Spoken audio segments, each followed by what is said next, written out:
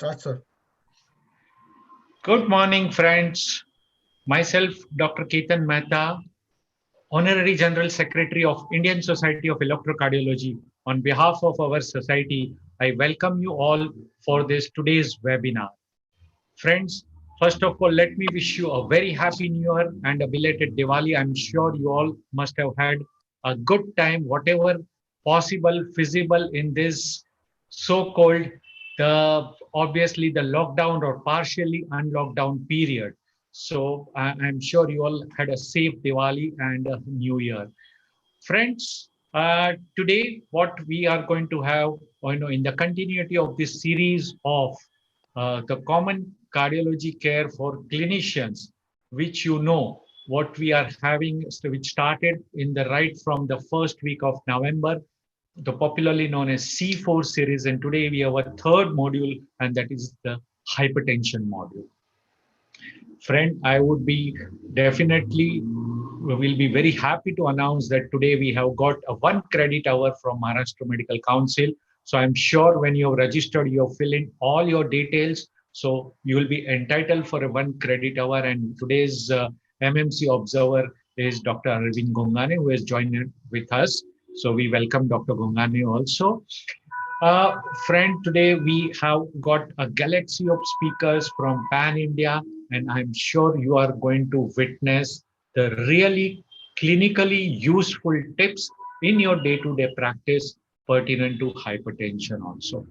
Now, we will be having first two presentations, followed by we will have a panel discussion, and then we are going to have an interactive ECG quiz. And I'm sure this is going to carry a lot of value in your clinical practice.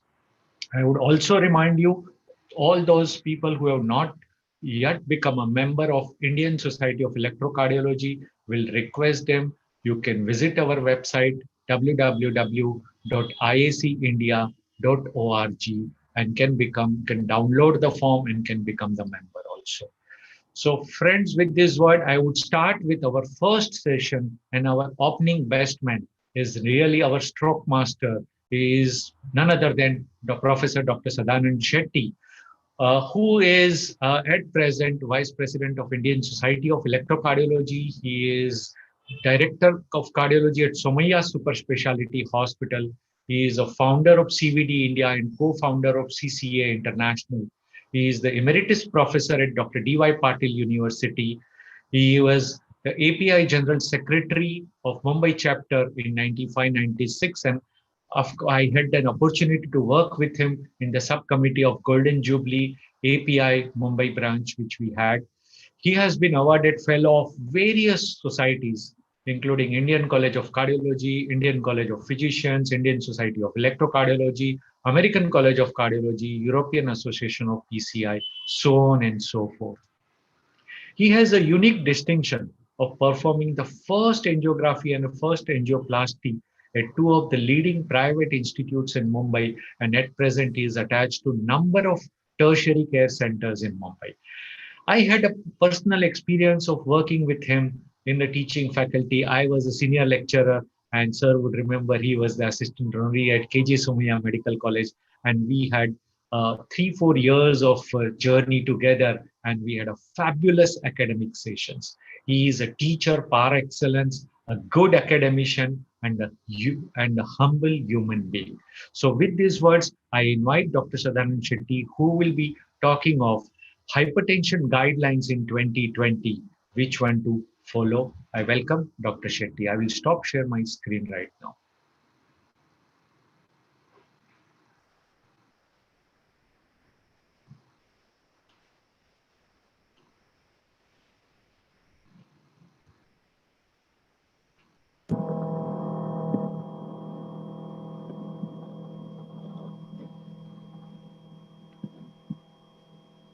You can see my screen, Ketan?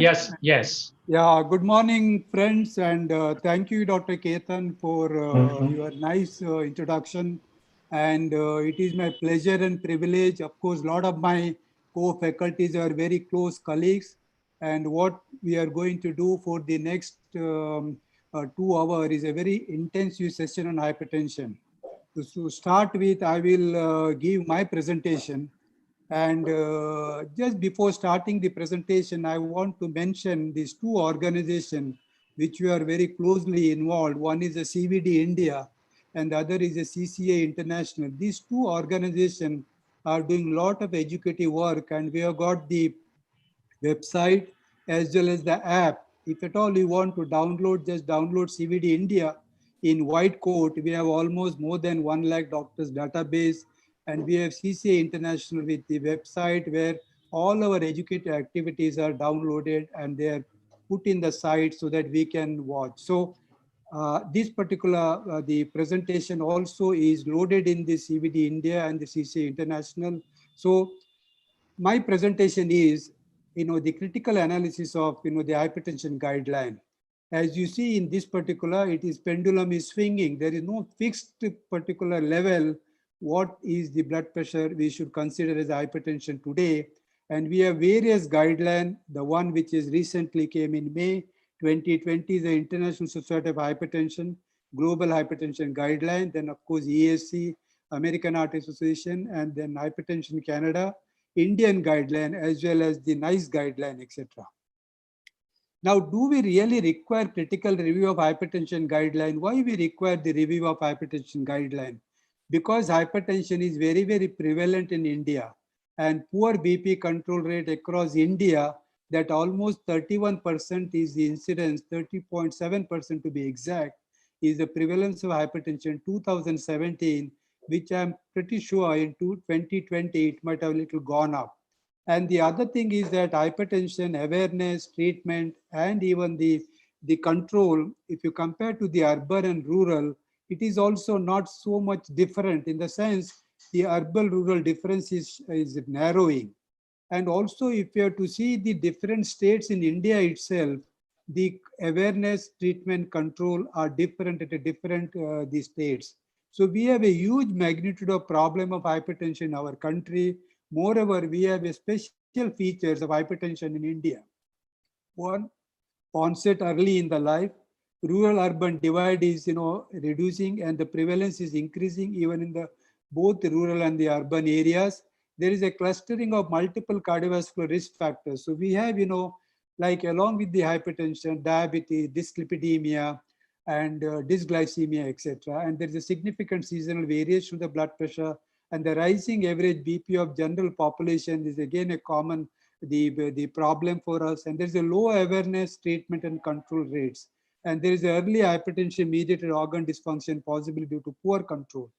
What we think hypertension mediated organ damage is related to the longevity of hypertension is not so true in India. This is also holds true for diabetes and lipid problem, because we may get this organ dysfunction even in a very short duration, hypertension, diabetes, dyslipidemia. So our problem is, is huge. So these are the important parameters what you have to look when you make a hypertension diagnosis in India, and what we have to really take it as an hypertension. This is one study, is called SIZE study, done by our colleagues, which is a screening of twin epidemic. That means both the epidemic of diabetes and hypertension together. If you see here data, almost in the prevalence of concomitant hypertension and diabetes is almost 1 in 5, 21% in India. Again, telling you that the comorbid condition along with the hypertension like diabetes is common. If you have to see in diabetes, there is one study where degree of hypertension, dyslipidemia, isolated systolic hypertension, dyslipidemia has been studied, and it was found that almost 42.4% of diabetic have a lipid abnormality, almost 42.4%. Now, in case of diabetes, if you see number of patients, 432 and almost 272 of hypertension. So when you are looking into the reduction of the cardiovascular event, it is not just measuring the BP and getting the blood pressure or the mercury column to normal, but also to see, take care of the lipid, take care of sugar, etc.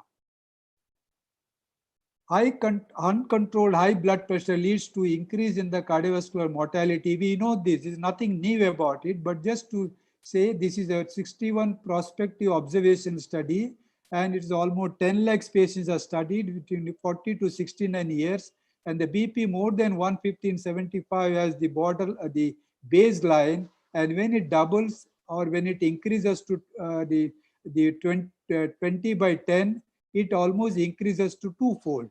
Further increase in 20 by 10, it is a fourfold. So it's, multiple, it's a doubles every time with every rise of 20 by 10. So it's not an additive, but a multifold. That means, a BP of 115 by 75 and a BP of 170 by 105, it's a eightfold increase in the cardiovascular mortality. After all, we know why we are treating high blood pressure. Three major reasons is: one is the prevention of stroke, second is the heart failure, and then the prevention of coronary artery disease. So now let us see what new guidelines says. Before saying, what new guidelines say, there are some areas where there is an agreement in all guidelines. Whether you talk about American, European, NICE guideline, Indian, there are, agreement to these four things. So this you must remember about the accuracy of BP measurements. Emphasis is very, very important. Cardiovascular risk assessment to determine the BP treatment threshold is again, agreed by all the guidelines. Lifestyle modification recommendation is agreed. Initial combination therapy is one new thing which is almost accepted by all the guidelines. So these are the four factors. There is no difference in opinion among all the guidelines. But if at all we have got a difference, these are the four heading where we are going to discuss the different guidelines. One is the classification of hypertension. Then at what threshold we must start treatment, initiate treatment. What is the treatment goal? What is the treatment strategy? These are the four headings what we will discuss when you compare to the, now first is the classification. The first thing, the American guideline came 2017, made a big impact because they categorize as hypertension when you have, the stage 1 and 2, moment the BP is more than 130, they have taken it as, sort of, the hypertension. Unlike the European guideline, which, and even the Indian guideline, which has, classified into three grades, grade 1, 2, 3, whereas in both American and the global international Society of Hypertension is only two stages, stage 1 or 2, wherein it has been, the category of the BP in adults are basically these 2 points we must remember. Don't go into all these, minor points, because remember, normal blood pressure category is same in both the guidelines. We know that less than 130 is the normal and optimum is 120/80. All those, like, high normal, this range, we know this is not a new thing in the recent time. It's the same age old which is continued. But the diagnosis of hypertension category in the European versus the American made a difference. Like in case of, the European guideline, grade 1 hypertension, when the systolic is more than 140 to 159 and the diastolic between 90 to 99 is taken as a grade 1, whereas American guideline categorizes a stage 1 hypertension BP of 130 to 139 and 80 to 89, and beyond 140, beyond 90 diastolic, they're taken as a stage 2. So American guideline category only 2 stage, and this is the stage of hypertension what American guideline has made as a stage 1 hypertension, which in the previous guideline, they've taken it as high normal or maybe pre-hypertension, because that term is, that would have been a little better terminology according to me, because pre-hypertension, like a pre-diabetes, pre-cancer, is a good terminology for the community in the epidemiological field. Now let us look at the International Society guideline, which came in May 2020. Same thing, normal BP less than 130 to 85, and the high normal is between this, where we said possibly earlier were pre-hypertension, and then the grade 1 and grade 2 hypertension, as I mentioned, which is similar to the European guideline. Indian guideline again is more or less the same thing as compared to the European guideline. Only difference is that they've taken normal as less than 130 to 85, and then the high normal, then the stages 1, 2, 3. So according to the clinic, this point we must remember, there's a little difference in hypertension diagnosis. Office BP in the European 140 by 90, whereas the home BP 135/85 is taken as hypertension. And when you do the ambulatory BP, 24 or mean 130/80. This is a point we must remember. That is why even in a sprint hypertension diagnosis, it is an automated reading.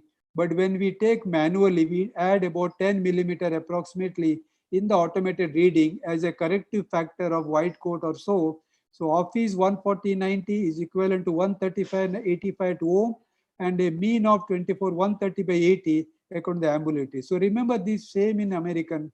So 140, 135, and 130. Difference of 5 in these three, we remember as a point for making a diagnosis. Hypertension Canada is little bit more or less same as compared to the European, except when in a patient of a diabetes, they've taken equal to or more than 130/80 as an hypertension. So basically, except for the diabetic individual, hypertension Canada guideline are favoring the European guideline. Now let us look at the office BP measurement. Why this is important? Because the World Hypertension, the Federation this year, the theme is make a correct BP measurement. If you measure the BP correctly, and if you diagnose hypertension correctly, control it properly, and live longer. That is the theme of this year. And therefore, the office BP measurement has been given special importance.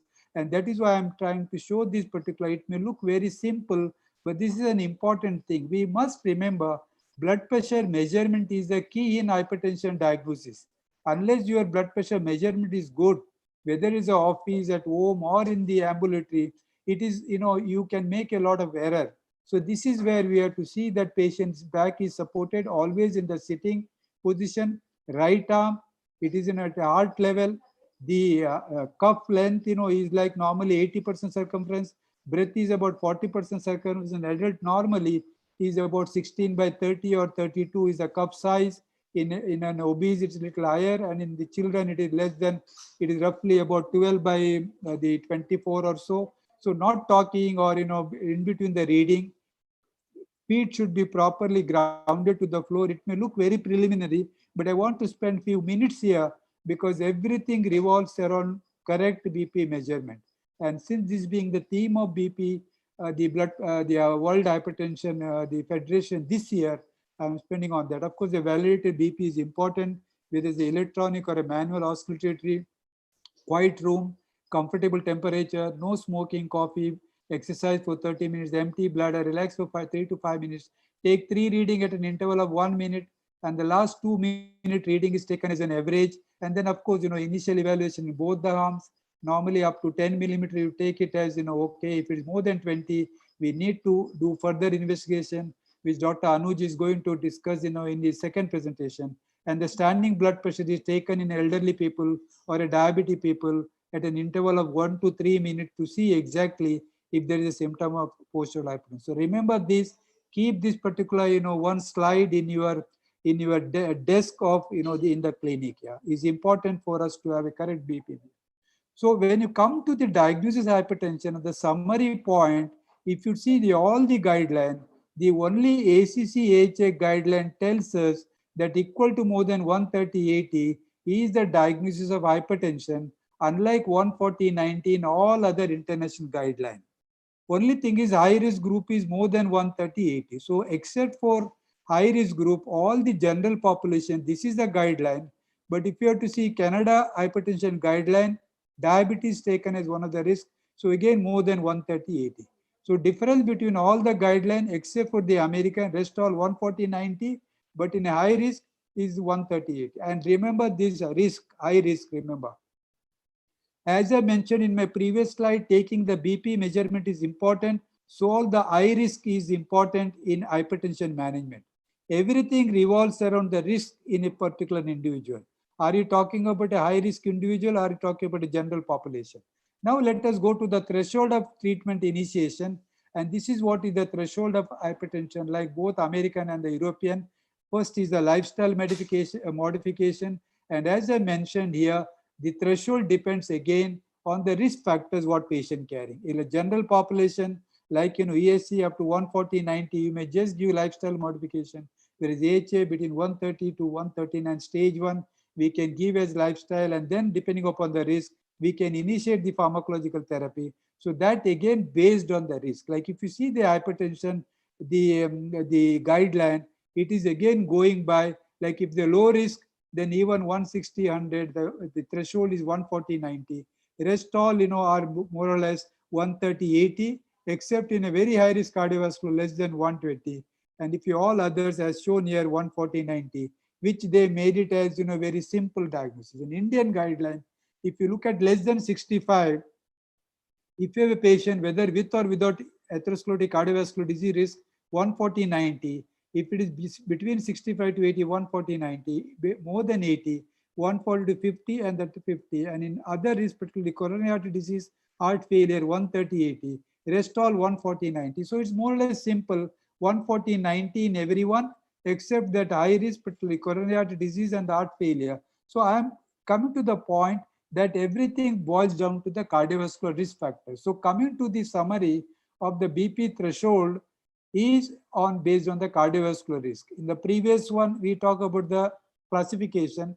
Now coming to the risk factor, general population more than 140/90 is a threshold.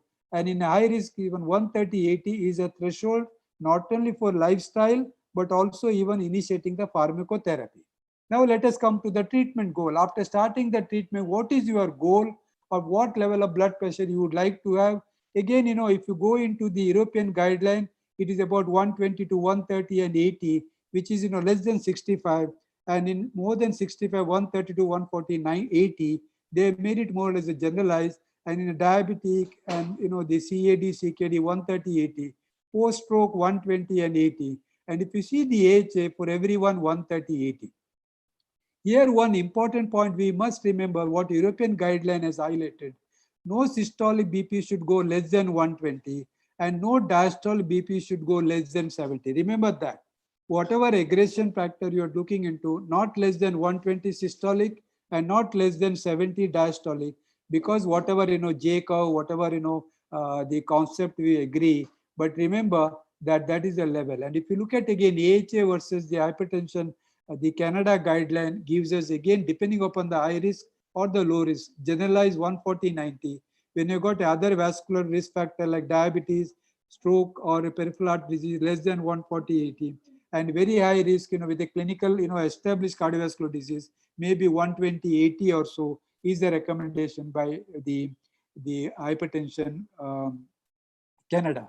Now, looking at the Indian guideline, as I mentioned, 120, 130, 70 to 80 with a high atherosclerotic cardiovascular disease. So remember that systolic not less than 120. Remember diastolic not less than 70. So also in both coronary artery disease and heart failure, this is the figure what we must remember. So essentially it comes to, if you look at the International Society guideline, again, get it 140 to 90 less.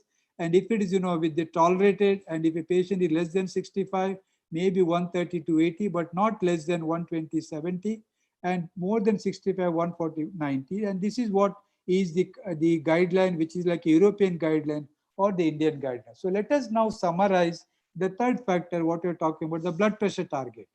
The initial one is the classification 130/80 versus 140/90. Next is the threshold for treatment. Everything depends upon the risk of the individual. Now coming to the target, again depends upon the risk and the age.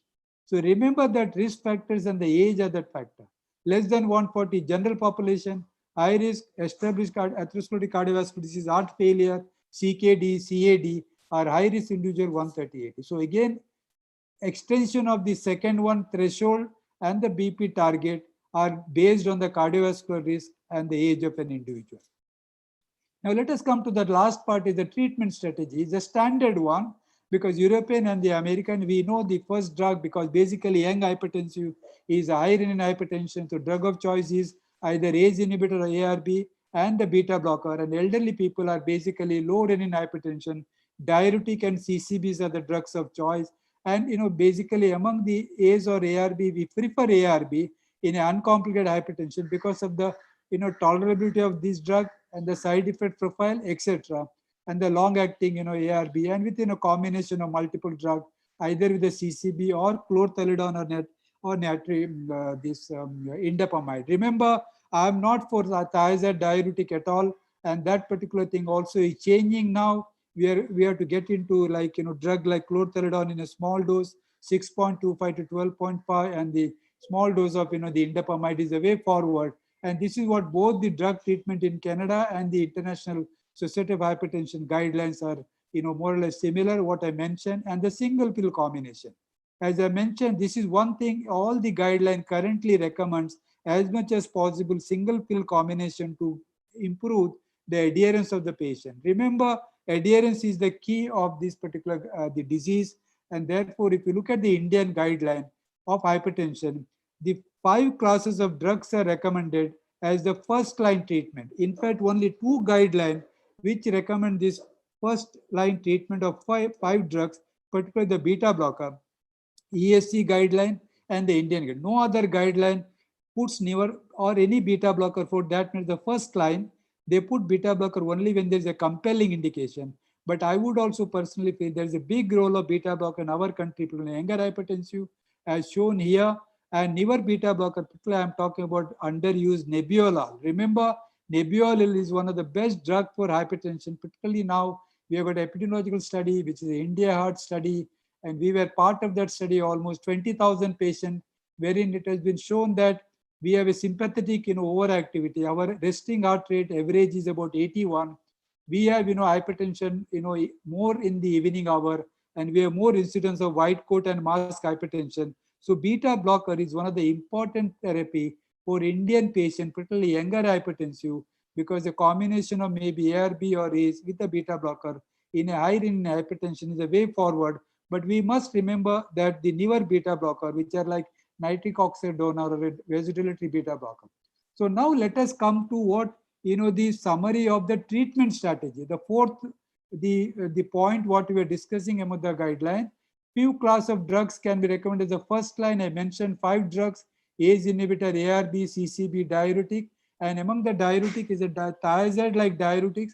I don't think we should be continuing the age-old hydrochlorothiazide, because there are multiple advantage of the chlorthalidone and indapamide. We have outcome benefit with those diuretic. Newer beta blocker are only with the Indian guideline and the European guideline.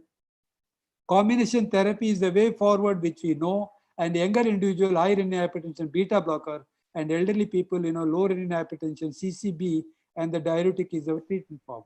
So now let us come to the final point, and that's what Professor Venkatram has rightly put in the Indian Art Journal, that the guideline may divergent but yet convergent. The point what I'm saying, when it comes to the therapy, target is a converging is 130/80. So blood pressure treatment goal is the same. Hypertension definition is slightly different, like 130/80 in American and 140/90. But my personal point will be like, if I to give a the key take home message, more agreement between the guideline than the major difference. So remember, there is no major difference among the guideline except for 140/90 or 130/80 in a general population. Odd guidelines strongly recommend lower BP target for high risk patient. So remember, after the level of blood pressure is the risk factor, which particular decides what level of BP you should get, what target you should achieve. Proper BP measurement is fundamental. Remember, laboratory diagnostic testing, lifestyle behavior changes, pharmacological treatment is the mainstay of hypertension treatment. Never lower threshold to diagnose and treat hypertension. More than 130/90 are very, very relevant in India, and particularly for high risk population. I am very strong proponent of this because, as I showed in the beginning, magnitude of hypertension problem in India is different. Young hypertensive, multiple comorbid conditions like diabetes, pre-diabetes, dyslipidemia, and we get hypertension mediated target organ damage very early. It is not depending on the duration of hypertension, and the longevity of hypertension will have the cumulative hypertension problems, vascular complication. So I would personally feel very, very aggression in hypertension, the control and the diagnosis and the control. However, in a low risk population we have provision, because it's a very logical, we can't make everyone 130/90. But I personally feel Indian hypertension generally large majority are in the high risk population. So aggressive BP goal may be difficult to achieve in all Indians, but we have to create an awareness. As I mentioned, current BP measurement, and one of the pharma company has introduced the hypertension symbol now, the BP symbol, and which is a world symbol now, so that we can create an awareness. Ultimately, patient, we should create an awareness for the detection of hypertension, and then the control and the effective treatment of this condition. With this, I would like to stop my presentation, and if you got any query, we can discuss, because I have to leave maybe another 10-15 minutes, Ketan. Yeah. Yeah. Thank you, sir. It was a fantastic presentation. And what was surprising over here, the comments which we have got, and because there is a comment box where we get the comments and the questions. So it is more like an excellent presentation, highly informative. So probably what you passed on the message, the time has come where the people should keep in their mind it is not 140/90. We need to come down to 130/80, and that is the thing which the new standards which we are there, be it from any organizations, we need to tackle those, because we at India are tackling more of a high risk population. And finally, when it comes down, it boils down to cardiovascular diseases, how we can reduce that. So it was a fantastic presentation. Thank you so much for your presence. So there are no queries which has come up over here. You have made the things so lucidly. It was fantastic. So thank you for being present at ISC I'll be webinar. there for till I am little comfortable. Then I will leave, Ketan. Thank you again. Sure. And all the delegate, again, my request, they can download the presentation. It's freely available in our app as well as the website, Yeah. Okay. Right. So friends, we will move on to our next presentation, and that is we are going to have the presentation which is going to be the evaluation of secondary hypertension, and which is a very important subject when we know, because we are seeing so often the young hypertensives that we really don't know, is it really a essential hypertension, or are we dealing with underlying secondary causes? And to deliberate this, we have a very renowned personality, Professor Dr. Anuj Maheshwari, a good friend of mine. He is the professor and head Department of Medicine, BBD University, Lucknow. He is the PhD and DNB teacher and guide for almost 5 to 7 years. He has 45 papers presented at various international and national forums, including AACE and ADA. He has number of publications on diabetes and its complication. He has been a reviewer in Elsevier Journal of Diabetes and its complication. He is the recipient of R.J. Wegman Oration by Indian Society of Hypertension in 2015. He has been nominated for B.C. Bansal Oration in annual conference of IACM. He has also delivered V.G. Nadagowda lecture in RSSDI 2016, and he has n number of other innumerable publications to his credit. He is the founder chapter secretary of RSSDI UP chapter and has organized many regional and national conferences, including RSSDI 2015. With this word, I welcome Professor Dr. Anuj Maheshwari, and he would be delivering the talk on evaluation of secondary hypertension. Over to you, Anuj. I will stop sharing my screen. Thank you, Dr. Ketan, for the elaborated and very kind introduction. Thank you, Dr. Mangesh, for being here and always inspiring and appreciating me. So I shall be sharing my screen. I think all of you can see my screen now. I've just started. Yes. Yes, I'm making it full screen. Right. So thank you, Indian Society of Electrocardiography, for giving me this opportunity to be with you for the very interesting topic, evaluation of the secondary hypertension. We shall be discussing about this in next 20 minutes. This is on the extremes of the ages. Either you can find in the young hypertensive, or you can find in the patient those who are having the first time hypertension after 60 years of the age. Most of the time we see that well-controlled people suddenly gets uncontrolled. This may be an alarming for finding the secondary hypertension. People, those who are having non-dipping or reverse dipping in their 24 hours ambulatory blood pressure monitoring, they must be explored for the secondary hypertension, and target organ damage like LVH and retinopathy is there. Again, it is an indication to explore the patient for the secondary hypertension. It constitutes only 5% across the total hypertension cases. But still, it is important to be explored whenever it is necessary and whenever it is doubted. Otherwise, you will not be able to manage underlying cause. If we go into the common causes of the secondary hypertension, obstructive sleep apnea, renal parenchymal disease, primary aldosteronism, and RAS and renal diseases are the main causes which constitutes a bigger number of the secondary hypertension. Let's see the prevalence of this.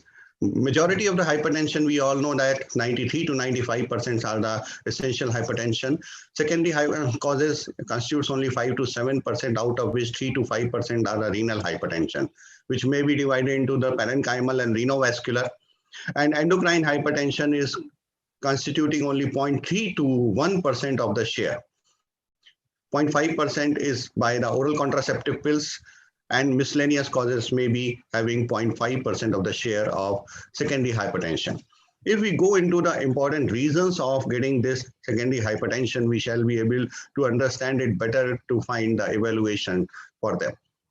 Increased vascular tone, sodium and water retention, especially the abnormal sympathetic nervous system activation and abnormal RAS activation, endothelial nitric oxide mismatch are the important reasons of this secondary hypertension for which we get this high blood pressure.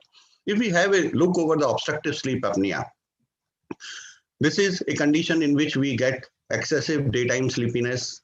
The person gets snoring in the night, morning headache, lack of concentration, irritability, obesity, large neck, macroglossia, nocturnal high blood pressure, as well as sometimes daytime increase also. And apnea-hypnea index usually can be calculated. If it is more than 30, it is called severe, and moderate 16 to 30. And they all should be explored for the secondary hypertension. How to screen? Polysomnography is the best method to screen. And if we can find its hypopnea score more than 30, we can categorize as severe, and 15 to 30 as a moderate, and less than 15 as a mild. Let's talk about the renovascular and renal parenchymal.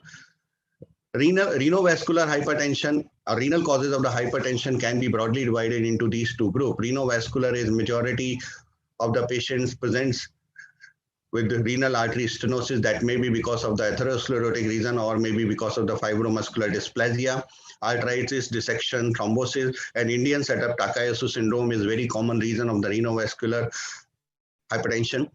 On the other hand, if we talk about the renal parenchymal, this is major cause of which is responsible for the chronic kidney disease.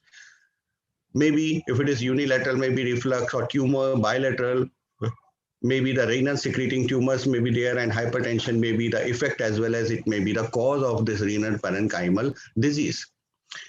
So if we talk about the fibromuscular dysplasia, it is usually seen in the young ages, mostly in females, good response to the angioplasty. And on the other hand, the atherosclerotic RAS disease is usually involving the intimal atherosclerotic plaques. It is usually seen in the male elderly people, those who are especially the smokers, having the abdominal bruit. Severe recent hypertension might have been there, or CKD may be having together. Pulmonary edema may be there, and high level of the cholesterol worsening with ACE inhibitors most of the time, and they may be having the other cardiovascular diseases.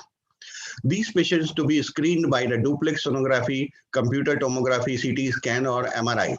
And if we can find the stenosis, definitely it is to be treated. First to be done by the renal angiography and then hemodynamic assessment, and followed by we can put up the stent.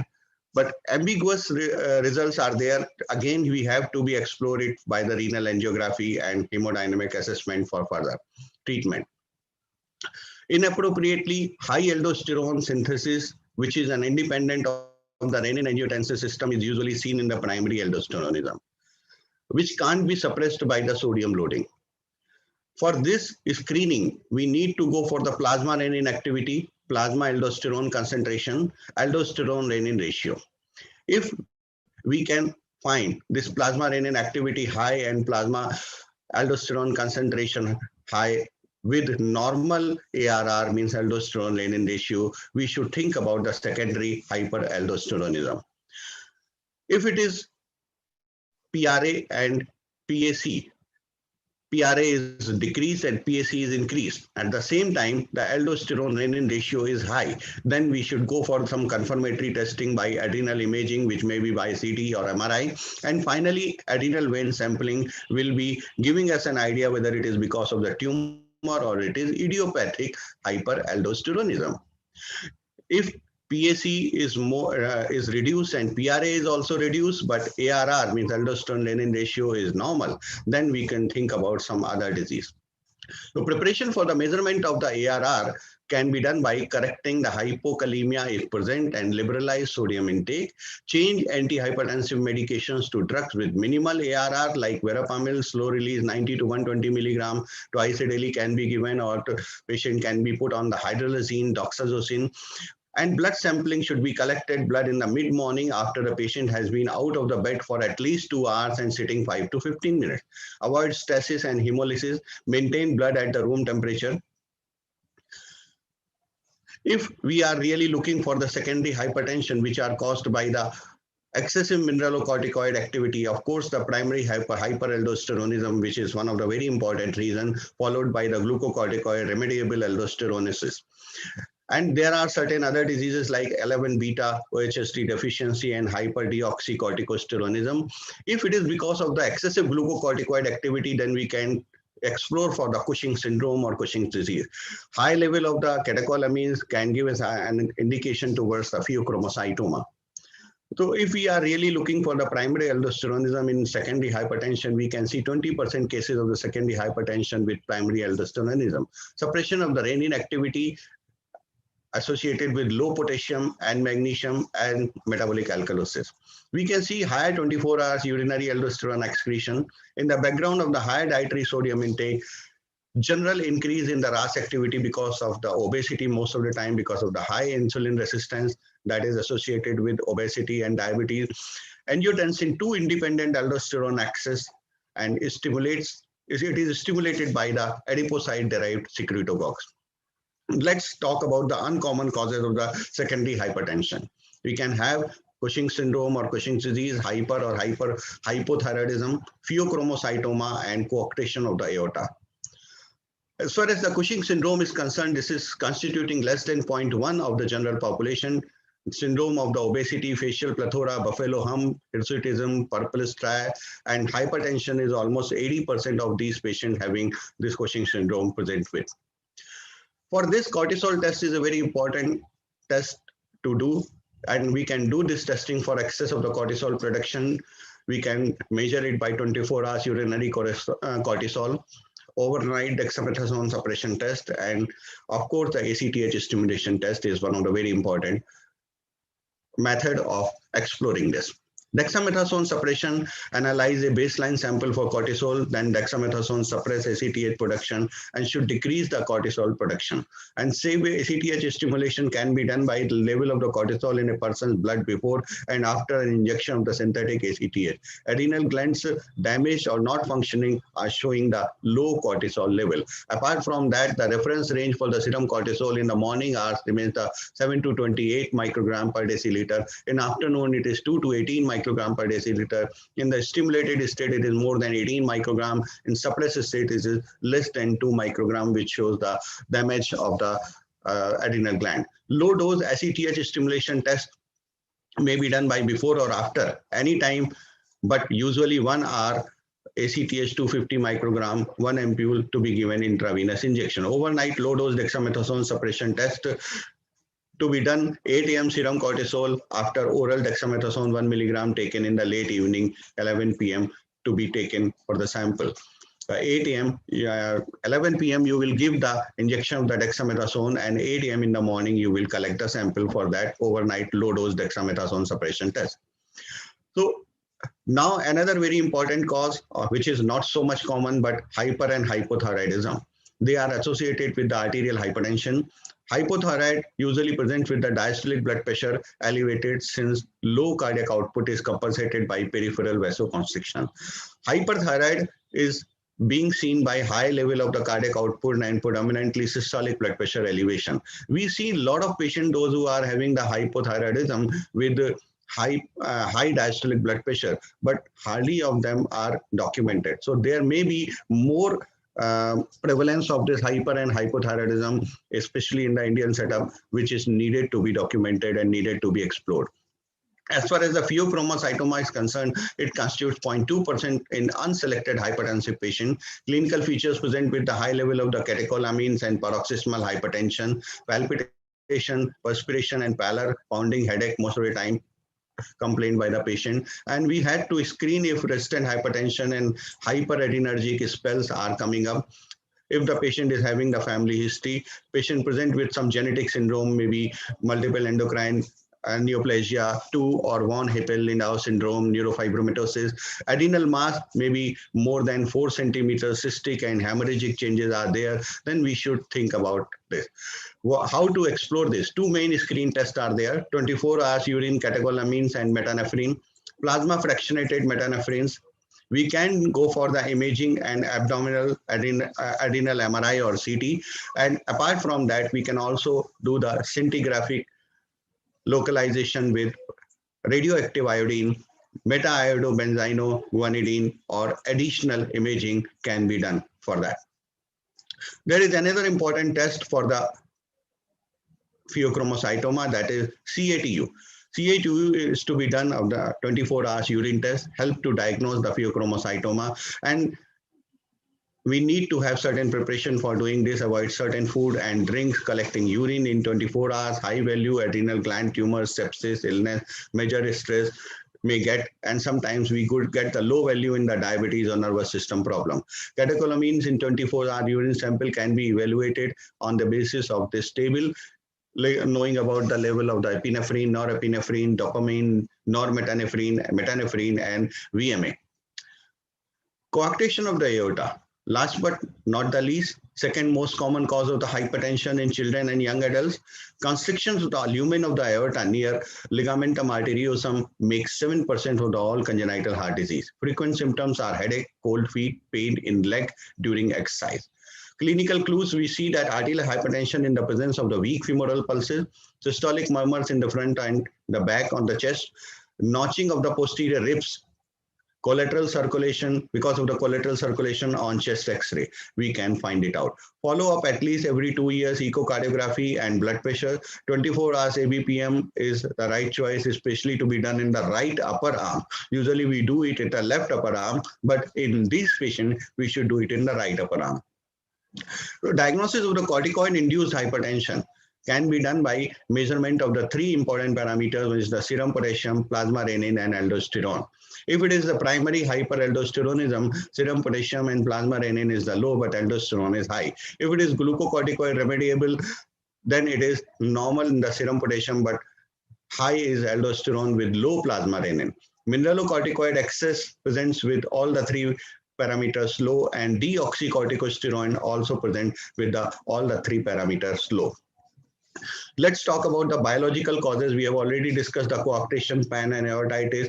Now we have already discussed obstructive sleep apnea. Liddle syndrome is one of the, we can add into this list, acromegaly, metabolic syndrome, PCOD, low or high thyroid level or hyperthyroidism or hypothyroidism, as well as hyperparathyroidism. These are the biological causes for the secondary hypertension, which should also be considered if we do not find the common causes of secondary hypertension. Apart from that, the exogenous causes may be in, glucocorticoid administration for certain disease, excess of the liquorized administration, alcohol administration. The people, those who are consuming alcohol more than 30 ml per day, they may get hypertension because of that.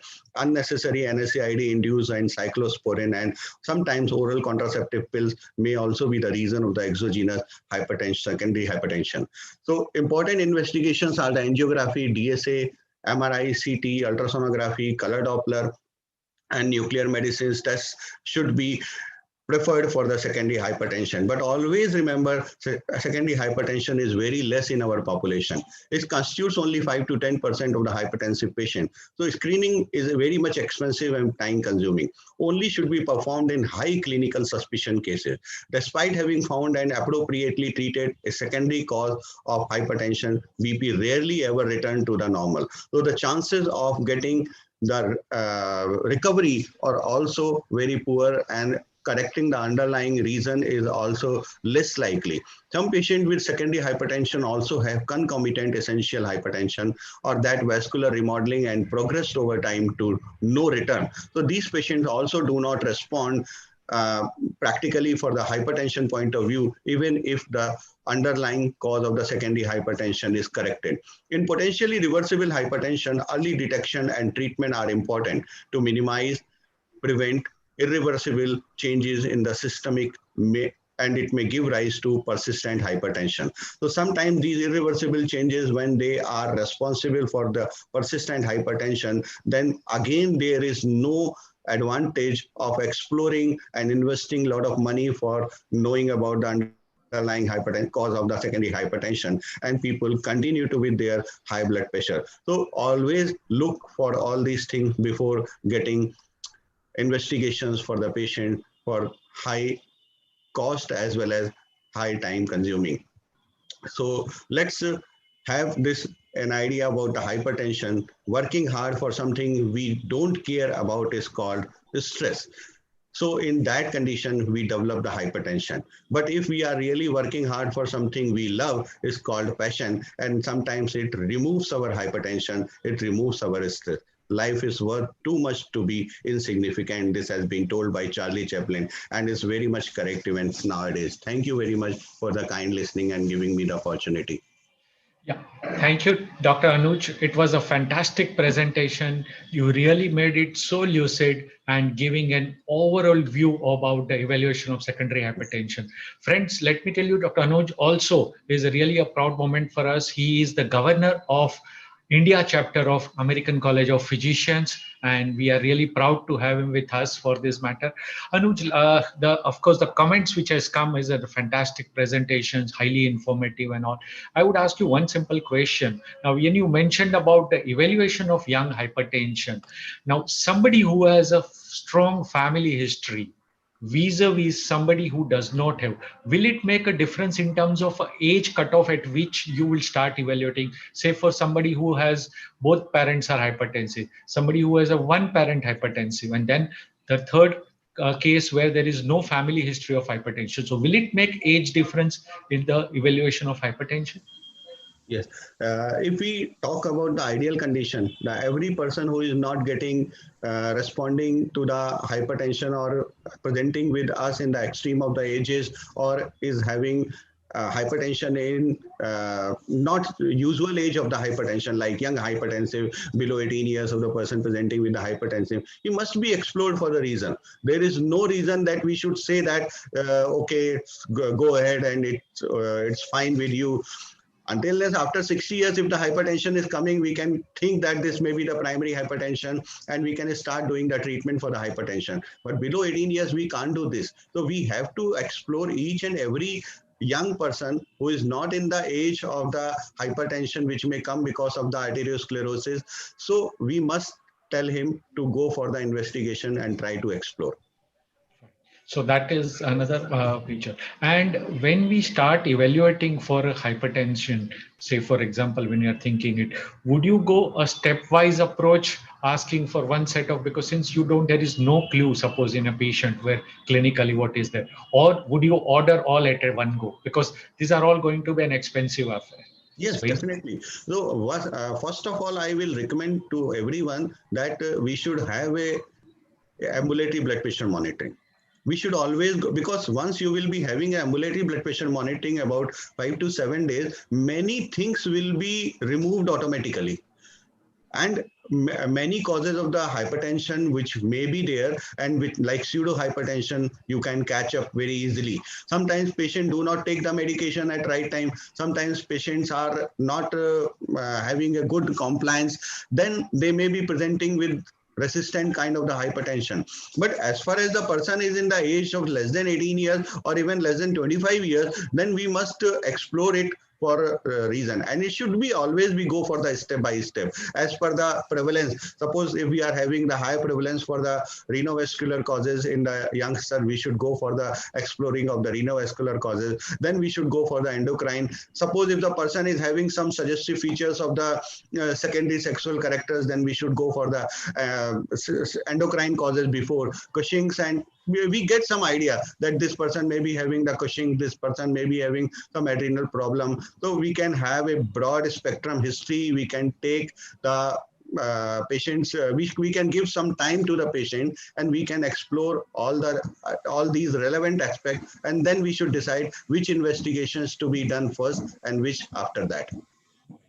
Thank you, Dr. Anuj. It was a fantastic presentation, and we thank a lot for being over here with us. So thankful to you. And now we will move on to panel discussion. So Thanks. thanks a lot. So friends, our now next thing, what we know, we have learned about the initial guidelines. We have learned about the whatever the evaluation for secondary hypertension, and now what is more important is managing. And managing is very easy, all of us know, and managing is equally difficult, and especially when it comes to management of hypertension in comorbid conditions, because we know majority of our patients are not just hypertensive. There are so many comorbidities which are prevalent with that. And when we talk of learning this or managing hypertension, it is equal to how to understand a woman. Please bar me, there are so many ladies around who must be listening that, but it is really so easy, because Dr. Khanna always tells me it is very easy to understand a woman, and Dr. Mangesh always tell me it is so difficult. And then they both of them have gifted me, there is a book which will tell everything, and this is the book on how to understand a woman. And then afterwards Mangesh told me, this is volume 1, and there are 8 such volumes, and many are in printing, so probably it is easy to understand hypertension management than it. And to solve these issues, we have eminent personalities as our panelists to discuss this. We have a nephrologist, we have a cardiologist, and we have a diabetologist and a physician with us.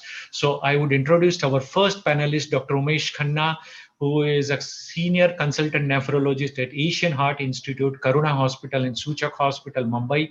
He is the director at Kidney Associate. He is the chairman of Mumbai Kidney Foundation.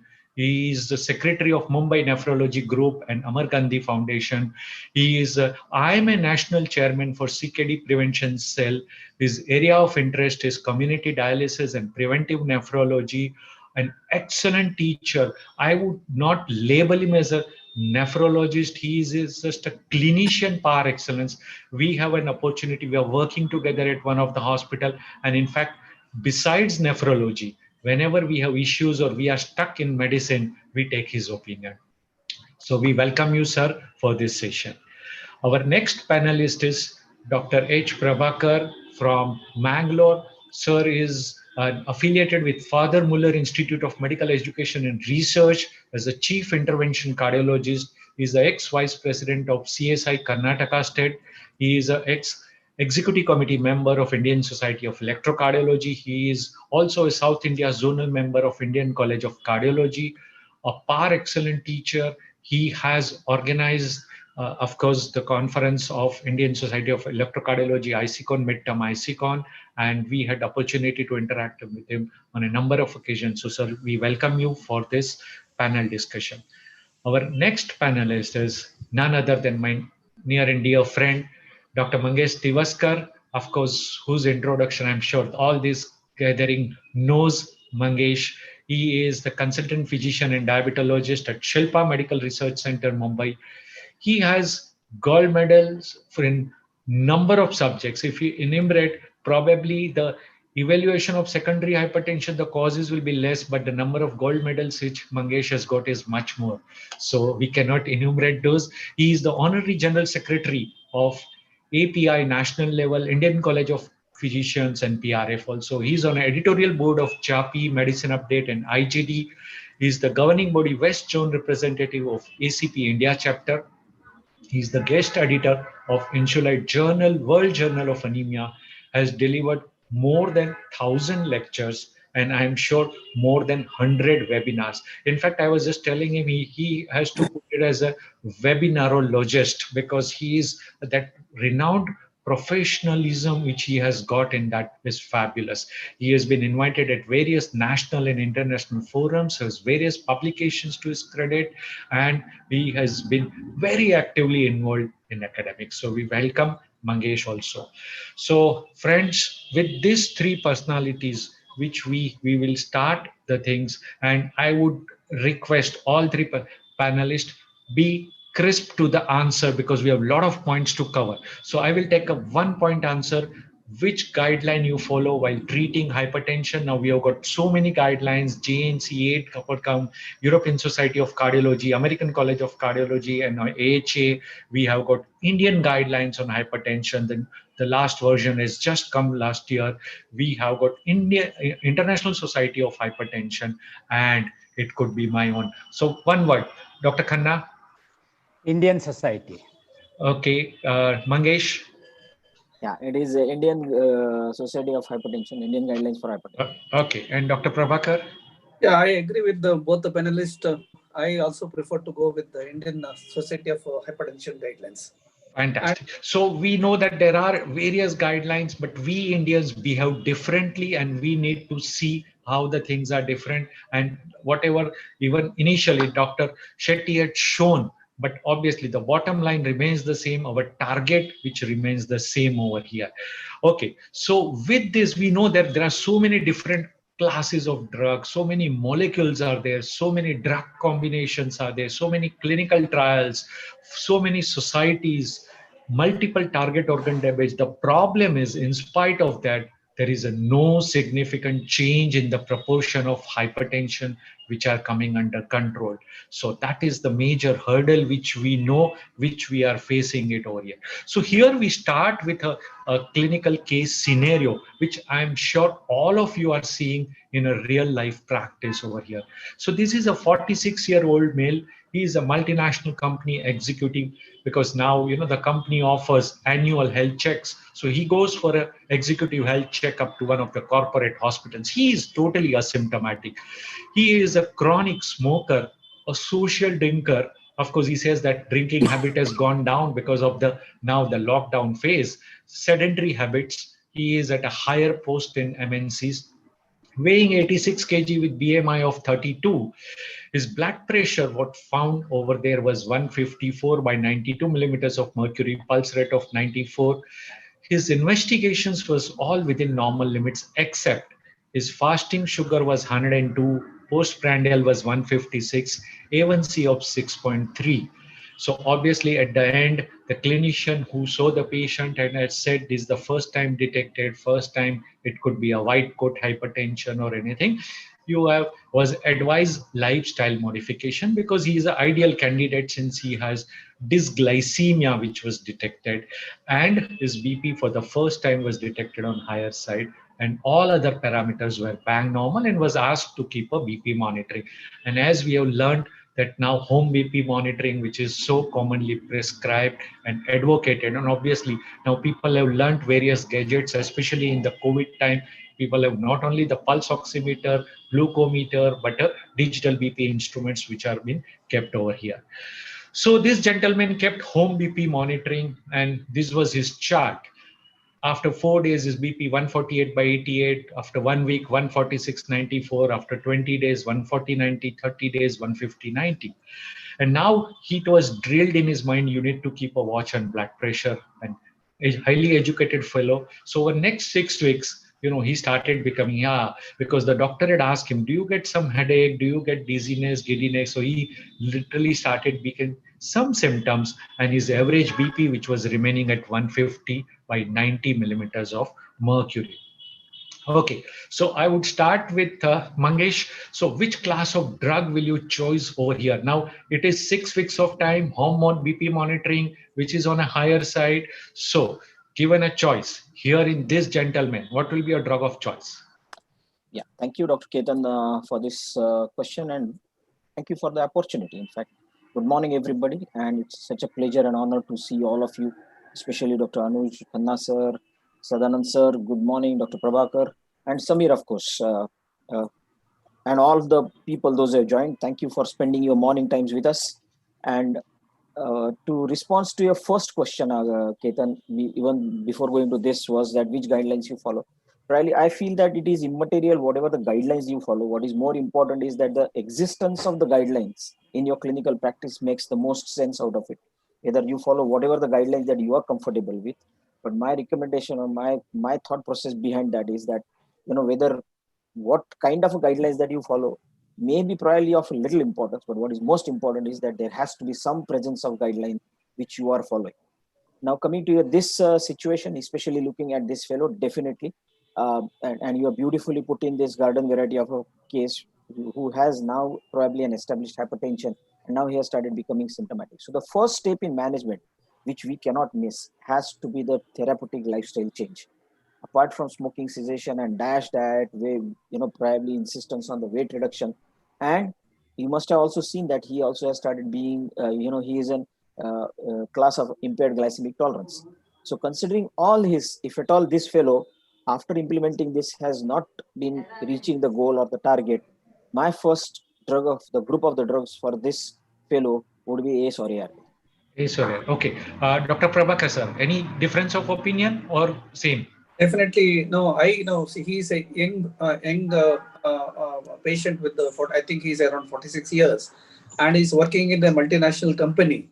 Probably the stress is too heavy. So ideally, if you get a renin level, it is a better. But still, no. I prefer to be a beta blocker, even though the guideline says, because it is found to be a beta blockers, especially the newer beta blockers of nebivolol. Dr. Sadan Shetty, as in the morning, has explained about the advantage of the nebivolol with the other beta blockers. I prefer to start with the beta blockers, especially nebivolol. After the lifetime style changes, if it's fades. Absolutely. So obviously both are right at their own place. There could be obviously a difference which could be there, and that is why we are here to see. So it could be anything with the ACE ARB or the beta blocker which was given. Now, of course, as you mentioned, the Indian guideline for hypertension. See, our wavelengths were so much matching. So I kept that ready. And as per the Indian guidelines of hypertension, for step 1 is younger, less than 50 years, 55 years rather, that is the cutoff, ACE ARB or newer beta blockers. So whether it is Mangesh or Prabhakar sir, it is both are right, but this is what the recommendation which comes to, that is fine. Okay, so this apparently this gentleman, whoever the doctor he had gone to, was put on bisoprolol, so which is also a newer beta blocker. So he was put on 5 milligram and he was doing pretty well. So that was continued. He was became asymptomatic. After 1 year, again, his annual check comes. This is our typical mentality, Indian. Absolutely fine, continue taking medication, no issues. Again, went for executive health checkup after 1 year. So that time the blood pressure was 132/82, pulse was 72 per minute, fasting sugar 129, postprandial of 204 with A1C of 7.1. Cholesterol 212, LDL 142, HDL 29, uric acid 7.8. So if we recollect the last health checkup, it was only mild dysglycemia which was there. All other parameters were bang normal, and now he has come into category of diabetes with dyslipidemia with hyperuricemia. Now this is what it has happened. His parameters hemodynamically he is much better off step, and this is what the change is. So now I would come back to Mangesh. Would you like to make any changes in hypertension treatment? Yes, no, not sure, or will give choice to the patient after discussing? No, I still would prefer this fellow to be on with ACE and ARBs. No, now forget that. Now he is not come to you. He has gone to anywhere. He is on bisoprolol. Would you change or would you continue same? No, I would continue the same thing. You will continue. Blood pressure is under control. Yeah. Perfect. Prabhakar sir. Yeah, I'd like to continue. Continue, sir. Okay. Fine. So now this. Are the panelists allowed to ask questions? Yes. Absolutely. Yes, if it is a short one. Would anybody, given the present level of evidence, would anybody add an SGLT2 in him as a antihypertensive plus whatever else benefit it will give? Sir, sorry, but here it will be beyond the scope of today's talk. So we will not cover on those aspects, of course, because that is why. Sorry for that. So, okay. So now, given this, of course, all of us, we talked about the comorbidities and given this thing. Now, taking into this consideration, what other classes, and this is the beautiful chart which has come from the most of the standard textbooks. When we talk of dysglycemia and dyslipidemia, ACE ARB has an edge over beta blockers, and which can be there. So obviously it remains a controversial issue whether to change at this point of time or to continue? Of course, our two panelists wants to continue with that. That is fine. But here it reminds me the quote from William Osler, who states that one of the first duties of the physician is to educate the masses not to take medicine. And we start wondering, he is the father of modern medicine, and he's talking about how can somebody not take medicine. And then he clarifies that the person who takes medicine must recover twice, once from the disease and once from the medicine, which is so much true when we talk of. So anything what we do, obviously we need to have that benefit to the patient without having harm to the patient. So, okay. So finally, this gentleman, the doctor where he had gone, he said that, no, now for you, it would be better we change over, because Mangesh at one time suggested ARV. So he said, no, I made a mistake. So he said, let's go with Mangesh. So he said, patient, I will change over to telmisartan 40 milligram daily, though his pressures were controlled. Of course, metformin, statin, which was added, which was that we are not going to discuss that. Lifestyle management was stressed upon, as Mangesh had said. So he is a strong follower of Mangesh. And home BP monitoring was advised, which was continued, because since the change of medication, obviously what is important, you need to look at the monitoring of them. Okay, now what happens? So patient goes back, he monitors, and he is happy. His pressure still remain under control. Now, 6 months later, patient presented with history of exertional angina, classical exertional angina of 1 month duration. He said, while going for a walk or anything, I started, because he was advised. So he goes for a regular walk, and he said, on exertional, I'm getting this anginal pain. He comes back to the consultant, who sees the blood pressure is 136/88. Systemic examination was within normal limits. ECG, which was done, which was within normal limits. His 2D echo was done, which was done during annual health checkup earlier, which was normal. Now it shows mild LV diastolic dysfunction, grade 1. Rest everything, no regional wall motion abnormality. So he was subjected for CT-MT, since his baseline ECG was normal, was strongly positive at 5 minutes. Now, he had also had a family history of ischemic heart disease, and his CT treadmill was positive at 5 minutes. Obviously, he was directly subjected for angiography. Being an MNC executive, that was not in financials, was not an issue. Otherwise, that issue will come. So angio was done, showed a proximal LAD, 90% occlusion, and his PTCA with drug-eluting stent was done at that point of time. So this is the new development which occurred in this gentleman. Okay, so now question comes, he went home with all those medications, come back to 3 months later for a routine checkup, and BP, he says, is remaining around 150 by 90 millimeters of mercury. So that was the thing. Now, I will come to Dr. Prabhakar, sir. Will you change hypertension treatment now, keeping now he had an ischemic heart disease, he has a diastolic dysfunction? Will the therapy will change if patient had LV dysfunction or CCP? So first of all, now he is only on telmisartan. So would you like to change or add anything? And suppose if this gentleman, now his LV function is still good, so if LV dysfunction or CCF would be, then would you change? Dr. Prabhakar. No, at this moment, his PP is 150/90. Patient with the hypertension, he comes under the high risk group. So ideally, the BP should be around 120/80. That is the ideal blood pressure we like to see. Since he is already on telmisartan and the blood pressure is on 150/90, I like to add a beta blocker. So now, especially metoprolol or bisoprolol to continue. So that my idea is to get the BP down to 120/90. So that will take care of his blood pressure as well as ischemic heart disease. Now, we have got a lot of studies with the ischemic heart disease, hypertension, and beta blockers. It is found that in general, around 25 to 30% of the patients with the acute MI will have hypertension. That is in general. And if you take a chronic stable angina, as much as 30 to 35% of the patients will have hypertension. So, and the beta blocker and ischemic heart disease, now if you take especially the myocardial infarction scenario, beta blocker reduces not only the all cause of mortality and morbidity, but also reduces the reinfarction as well as the arrhythmias. So I like to add a beta blocker that will help him in controlling the blood pressure as well as the long-term benefit of beta blocker in ischemic heart disease. Okay, so ARB with beta blocker, which will be given in this patient, and as you said, and will the therapy change if the patient say LV dysfunction has been documented, or it will be same with ARB and beta blocker? Definitely, it is going to change once the blood pressure is under control.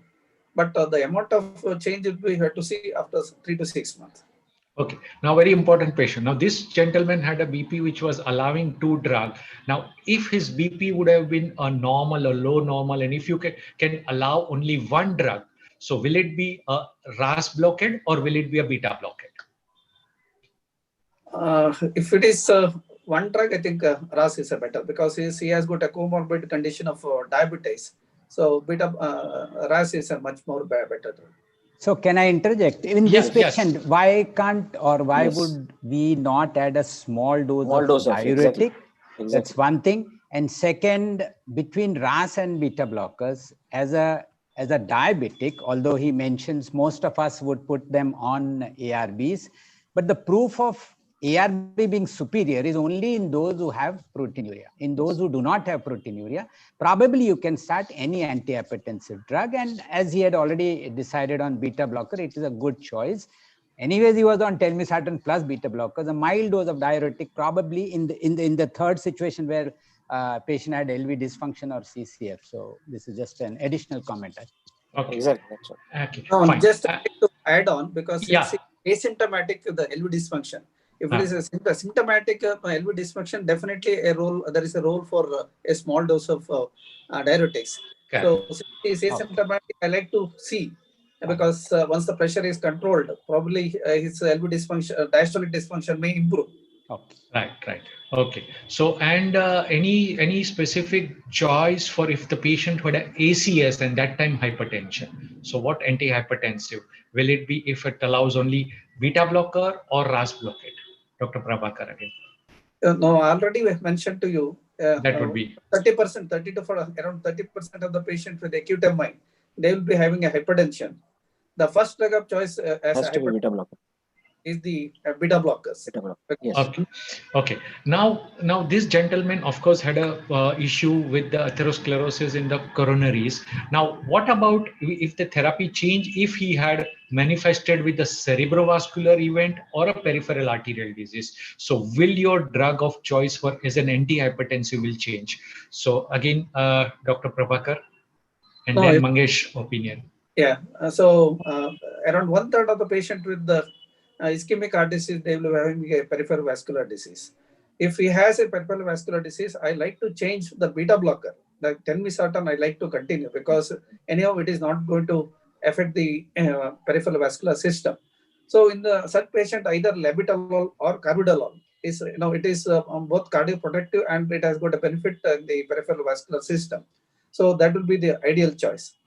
If the patient with cerebral vascular accident, also continue the same medication because AC inhibitor is found to be useful in both the conditions. So the first choice has to be AC inhibitors. And if a patient requires a beta blocker, you can go for a labetalol or carvedilol, which has got alpha actions. So it will take care of both things. Yeah, Mangesh, your views? Yeah, absolutely. Not to decide. Very important point, I think. Yeah. Right. So now this gentleman was put on dual drugs. So he was fine. He went home with very happy, controlled, everything fine. 6 months later, now he presents with dyspnea on exertion, with wheezing coming up intermittently of last 2 months duration. And that time when he visits the doctor, the blood pressure is 160 by 94 millimeters of mercury. On ECG, there is a sinus tachycardia is there. X-ray chest shows bronchovascular markings. Of course, he's been subjected to echo because first thing, somebody who has a IHD post PTCA, the first thing you look for LV dysfunction. His 2D echo is, there is no regional wall motion abnormality, same mild LV dysfunction, diastolic dysfunction, EF was 50%. NT-proBNP was absolutely bang normal.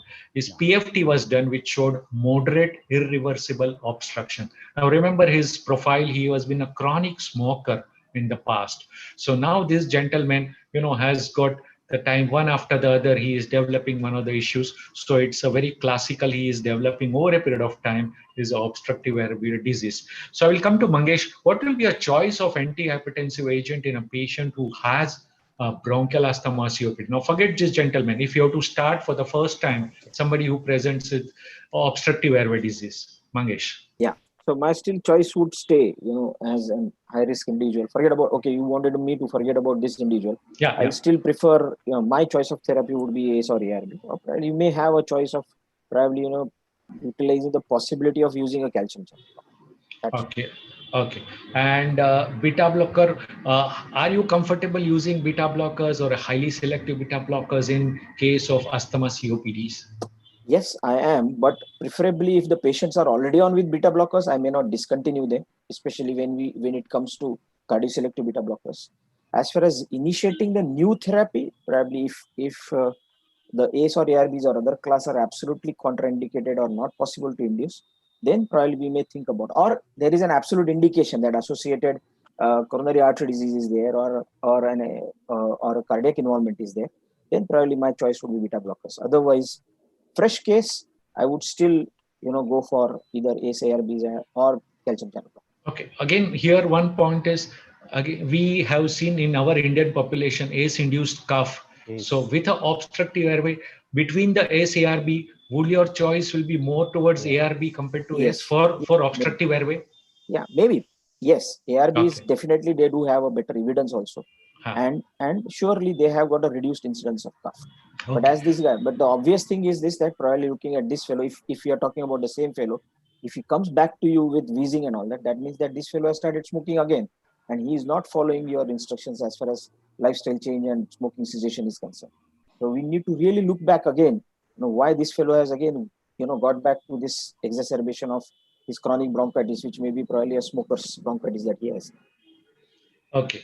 So now this our gentleman is on following medication. So he was, of course, the dose was adjusted. He is on dual antiplatelet because of post-PTCA beta blocker with ARB combination also at that time, where obviously the dose of beta blocker was reduced and ARB dose was stepped up. Statin, oral anti-diabetic drugs, inhalers, all these things. So he has got now IHD, COPD, hypertension, diabetes, dyslipidemia, obesity, metabolic syndrome, and classical presentations. But he is controlled in therapy, and whenever required, he is taking a video consultation from Mangesh and getting the thing second opinion, and things are streamlined. Okay, so he goes back, suddenly he disappears for a couple of years, and 3 years later, he comes with bilateral pitting edema feet. BP at that time was 138 by 86. On evaluation, he found to have that time, the complete workup was done. Now his creatinine for the first time has gone up to 1.8. TSH has come as 12. All other parameters were within normal limits. So he decided, obviously, there is no point. I need not go to Dr. Prabhakar. My stent is fully functioning, seems to be good. And he obviously the physician says get the sonography done, and he shows there are bilaterally slightly smaller kidney size. So he says, oh, now Dr. Khanna is quiet for quite some time, and this is the time I need to go to Dr. Khanna at this point of time, because something wrong is happening with me. So now, before I go to Dr. Khanna, at one time, I will just quickly touch upon from Mangesh. So any choice of antihypertensive drug in a patient, now forget this, this is just for a benchmark, with a patient who has hypothyroid or hyperthyroid. So Mangesh, for that. Yeah, if it is hypothyroidism, still my drug of choice would be either ACE/ARBs or a calcium channel blocker. Hyperthyroidism, naturally, obviously, beta blockers. Volume overload state, of course. Yeah, now that I will come to Khanna sir. He says he would prefer Khanna sir in volume overload. Yes. So here I would again now come back to, so thyroid was, Mangesh has rightly said, hyperthyroidism beta blocker will be definitely, it will have a dual advantage, taking care of the symptoms for hyperthyroid as well as for blood pressure. Whatever Mangesh says, ACE/ARB or any other drugs can be used. Now coming to volume overload state, now which will, in presence and in absence of CKD, will the drug of choice will change? So let's, now Dr. Khanna, who has been quiet for quite some time, he will say his viewpoint. No, actually, it's not just being quiet. It tells you a very bitter truth. And actually, it's a truth Yes. that the role of nephrologist or CKD management is not actually the job of a nephrologist. It's a job of primary care physician. Perfect. If the patient and the primary care physicians, which is even before Mangesh Tivaskar, the general practitioners and the family physicians, if you manage the things much better, hardly anybody reaches us. Yes, absolutely. The other bitter truth is that only the lucky people reach the stage of dialysis. Majority of the CKD die of coronary artery disease. And that is why I've been keeping quiet for 23 minutes and only the physicians and the cardiologists are talking. So it is actually the fact of life in any CKD patient. In any CKD patient, by the time they reach us, a lot of water has flown under the bridge.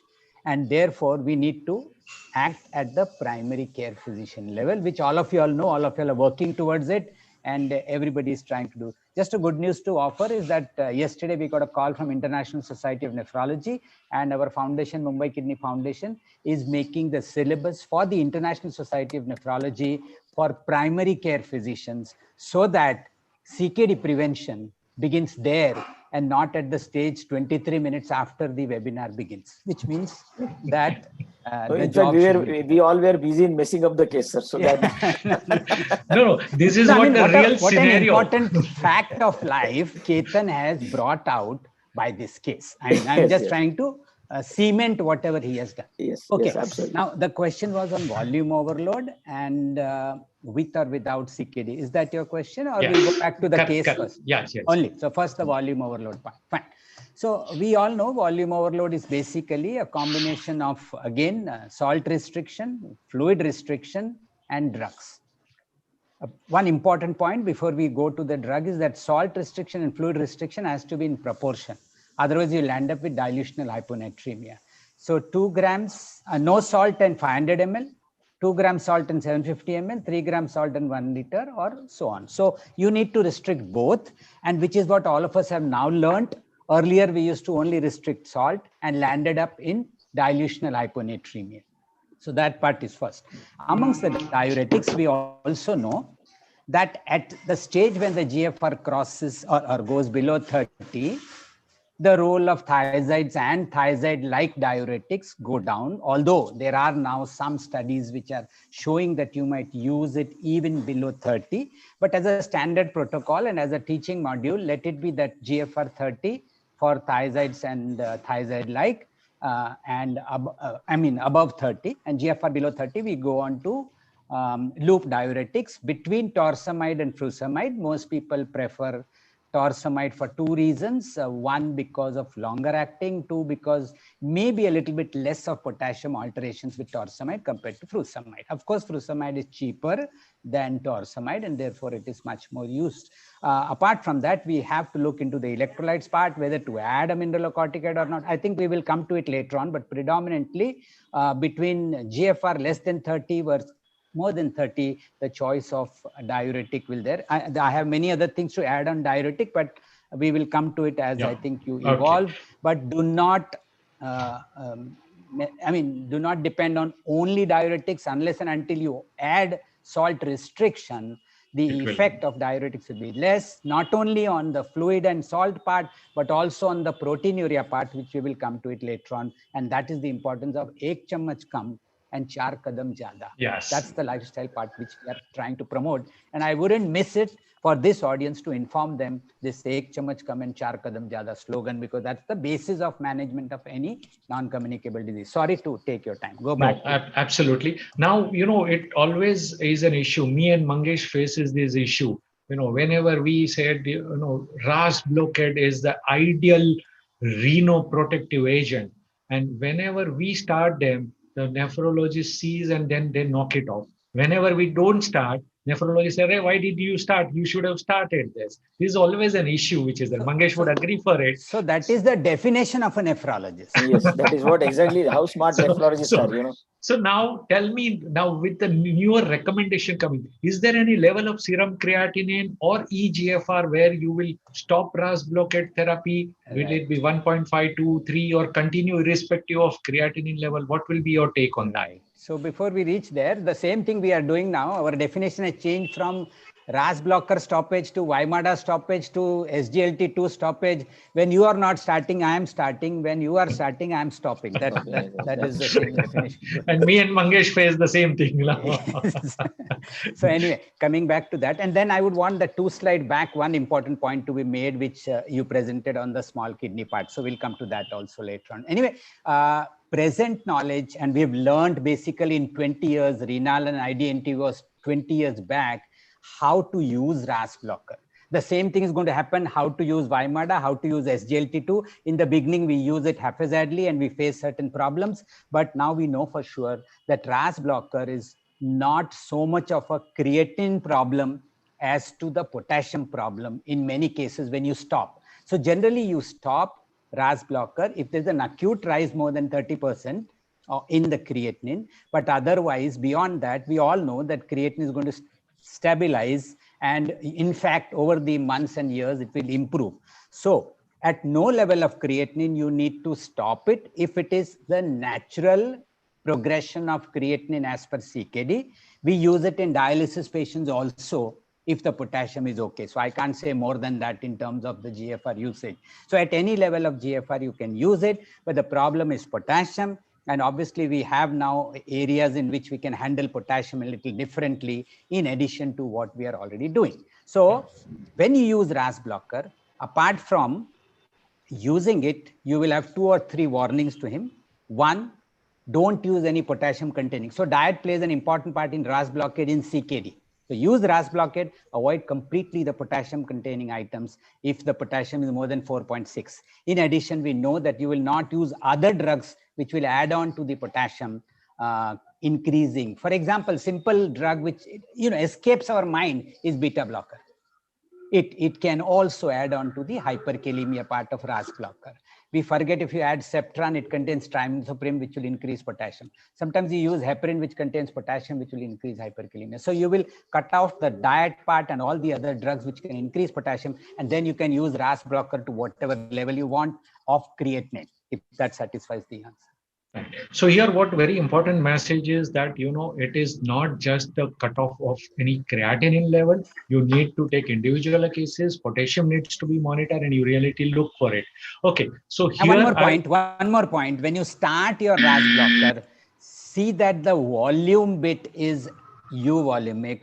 Otherwise, you have a false sense of worsening of creatinine due to RAS blocker. Mainly, it was a combination of volume depletion and RAS blocker together. So one more point which I thought practically was important before you start RAS blocker. Now there are 4 different categories I have given over here. Any difference of choice of antihypertensive? Suppose now forget this gentleman. If somebody with a diabetic with microalbuminuria, diabetic nephropathy with frank proteinuria, end-stage renal disease on maintenance HT, and post-renal transplant. Quick, one group class of... Yeah, so unfortunately, this is not a quick answer. We'll start from the last one, post-renal transplant, because that is something which physicians are generally not used to it. So post-renal transplant, there is only one problem, that ASARB, because it's a single functioning kidney, if during surgery there is a mild renal artery stenosis, when you use ASARB, you can land up with an acute kidney injury in a single functioning kidney. But still ASARB is a good drug. Second, many of them will have proteinuria because of recurrence of the original glomerular disease in the transplant. And for proteinuria, ASARB is good. Third, polycythemia occurs because of tacrolimus or cyclosporin. And in polycythemia, ASARBs are good drugs to reduce the hemoglobin. And we all know one of the side effects of ASARB is anemia. And that is the reason why you add ASARB. So post-renal transplant, I think that should suffice. ESRD on maintenance hemodialysis. I'm going the reverse way because you know the first and second one easily. The ESRD on maintenance hemodialysis is predominantly salt and water. And therefore, it requires a lot of discipline of salt and water. It requires a target weight evaluation, which means dialysis has to be at least 3 times a week. You have to set the target weight. And once the patient reaches euvolemia and his target weight is settled with appropriate proper dialysis, his blood pressure comes under control. Supposing it doesn't, then we use those drugs which many of the physicians are a little worried of using or don't use it frequently.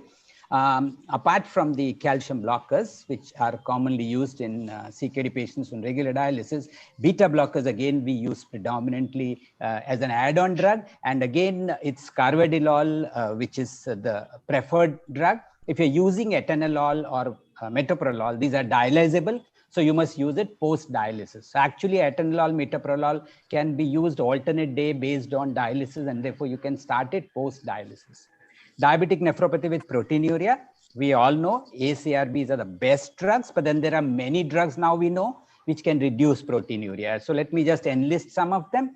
We all know non-dihydropyrimidine, the calcium blockers, they do reduce proteinuria, although not to the same level, but they do. And amongst that, diltiazem, which is commonly used, or verapamil can be used. And then we have the cilnidipine, ifenadipine, and all these dipines, which are LPN terminal blockers.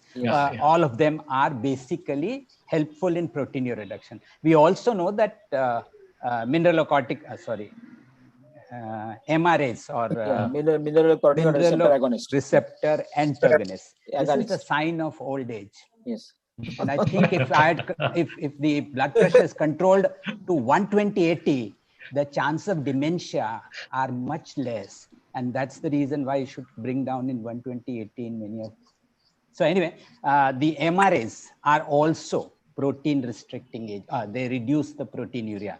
Only problem is with amlodipine, nifedipine, etc., which they tend to increase the proteinuria. By now, the Fidelio-DKD trial is also out, and we know Finerenone is the non-steroidal drug, which is again useful in diabetic proteinurias. So diabetic nephropathic proteinuria, the spectrum is increased as to the usage of drug, but the captain still remains ACRBs. Again, I'm trying to tell you that if you do not restrict salt, the proteinuria restriction will get reduced, and you may reach a resistance level of your ACRB proteinuria. So you must restrict salt. So salt restriction acts multiple ways in CKD. Diabetes with microalbuminuria, standard, I think ACRB. Which is we are saying, fine. So that you're given a nice idea. Now, quickly, electrolyte imbalance, which is an issue. So any drugs to be avoided or can be safely be used, or you will recommend for this electrolyte imbalance in each condition? Okay, again, this is like rapid fire. Rapid fire round, yeah. Yeah, so hyponatremia, differentiate whether it is dilutional hyponatremia or not. If it's dilutional, then diuretics of any kind will do.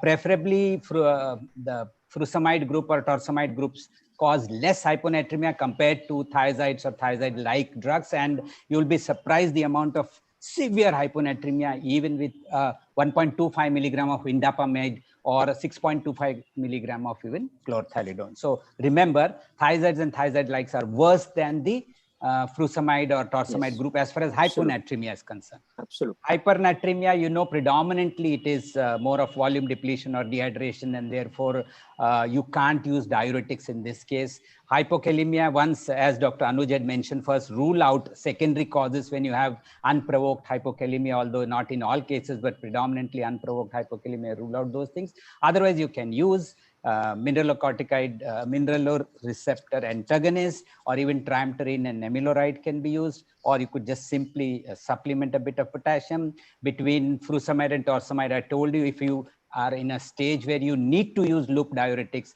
then maybe torsemide over the other drug, over furosemide. Hyperkalemia, as I said, that you will rule out all the possibilities I mentioned on hyperkalemia.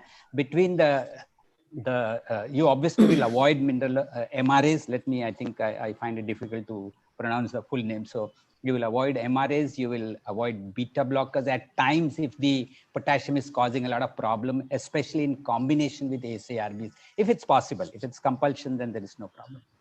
So between hypercalcemia and hypocalcemia, I'll take hypercalcemia first, because the loop, first of all, you need to find the cause of hypercalcemia, because in CKD, it's hyperparathyroidism, which can cause hypercalcemia. It's vitamin D toxicity, which will cause hypercalcemia. It is multiple myeloma, which will cause hypercalcemia. So you need to find the cause and treat it. It's not a simple hypercalcemia, and many times.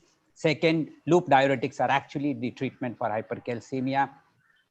So in the same way, if you have more of calciuria and hypocalcemia, that means then thiazides are preferred drug because it will increase the level of calcium in the blood. So most diuretics cause a lot of hypocalcemia and hypomagnesemia, as we all know. Thiazides in that way can increase the calcium level compared to. Have I covered most of the points? Yes. That's fantastically covered. We would be, of course, we'll have to skip certain choices. Now, I would come to Mangesh about any choice of in a setting of chronic alcoholism, any drug of choice. Before he answers, whatever you give this chronic alcohol, he is not going to take it. Yes. Yeah, that is why I asked he's to Mangesh. He's going to combine it with alcohol, so don't worry about it. Alcohol is the best antihypertensive for him. But the best drug of choice here would be beta blocker, because it will take a lot of care of sympathetic overactivities these people have. So, okay, Dr. Prabhakar sir, any choice for patients for cirrhosis or acute hepatitis? I agree with the alcoholism, chronic alcoholism. Beta blocker is the best drug of choice. Right. We have many cases of holiday heart syndrome with fibrillation with the fast ventricular rate in these patients. So I think beta blocker is the right choice. I agree with Dr. Mangesh.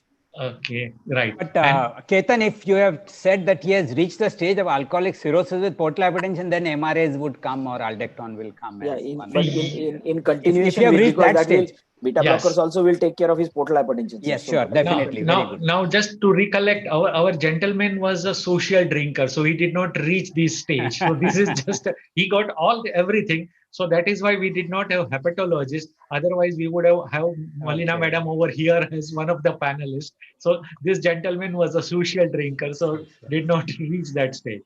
So any choice for hepatitis or cirrhosis? Only cirrhosis or hepatitis? Mangesh? I would say acute hepatitis, there is a little tricky situation, but I still would continue with a small dose of beta blocker. Probably we may have to monitor his blood pressure a little bit more aggressively. Right. I would be a little comfortable in using beta blockers even in an acute hepatitis situation as well. Okay. So we know, only thing we need to tell this gentleman that life is summarized in 4 bottles and he need to take a call which stage he has reached it. So thank you so much, you all panelists, because let me tell this gathering that what we receive is information, what we preserve is knowledge, what we use is intelligence, but what, when, how we use it, it is our wisdom. And that is so much true when it comes to treatment of hypertension in comorbid condition. And this panelist have made it so nicely, made it clear in different conditions. So I'm thankful to Dr. Prabhakar, Dr. Umesh Khanna, Dr. Mangesh Tivaskar, who had made this interaction so lively. Thank you so much. And now, because of shortage of time, we will have to go to the most interesting part of this today's webinar, and that is the ECG quiz session. So friends, to have today's quiz, which we are going to have on ECG changes in hypertension. So before we end that, I wanted to thank Ketan for the excellent case which he has brought, which covers up the entire spectrum of antihypertensive management. And thank you for actually bringing out all the aspects of it. Ketan, you conducted it wonderfully. Fantastic. It was wonderful. Thank you, sir. Thank you. So, Dr. Ketan. Yeah, Prabhakar, sir. I'd like to thank you for giving an opportunity to be with you. And it was a fantastic sessions. I also congratulate Dr. Mukesh and Khanna. Both they did Mangesh and Khanna. They did we had a good discussion. I hope most of these delegates enjoyed. Yes, sir. Thank you, sir. Thank you so much. So, friends, we are going to have now this ECG changes in hypertensive complications, and to have the ECG quiz master for today is none other than Dr. Somu Bora, who is a consultant cardiologist who is attached also to UN Mehta Institute of Cardiology. He has done is again another guy who with multiple gold medals from MS University Vadodara. He has done his DM cardiology and PDFEP from Sri Chitra Funeral Institute. He is the associate editor of IPEJ. He is the author of various chapters and books on ECG and electrophysiology. He has a number of publications to his credit. He has also the recipient of the best paper presentation at number of times at various conferences. He is actively involved in Indian Society of Electrocardiology, has conducted midterm and conference also at Baroda. With this word, it is all yours. Over to Dr. Shomu Bora, please. Thank you, sir, for the kind invitation. It has been a real pleasure to listen to the prior talk, and I hope I live up to the standards that you have set in the prior talk. So, I will just give few tips for our delegates. Dr. Bora would be throwing the questions. He'll be showing ECGs, and then there will be a questions. After he finishes his presentation on that, after each quiz, you will be getting a time of 30 seconds. So the music will be on. During that 30 seconds, you have to vote for your answer. Please participate actively. Your identity is not going to be revealed. So that is the most important part. Only thing we will have the schematic representation, how many people have opted for what option. And again, Dr. Somu will take individual questions. So this is what I want all of you to participate actively in this. So over to you, Somu. Yep. Thanks again, and respected senior consultants and dear friends. It has been a real pleasure actually making these slides and learning myself throughout. And I tried to make it in such a way that we go in through the ECG changes of hypertension as we go through. So the hypertensive complications in a patient who has this long-standing hypertension is related to either chronic increase in pressures, which is causing either atherosclerosis in especially the coronary or the cerebrovascular region, remodeling causing hypertrophy of the heart that can result in direct and organ damage in the kidney as well as the heart, and medications and comorbidities related like renal dysfunction, electrolyte disturbances, or endocrine related issues. So let us start directly with the questions, the quiz part.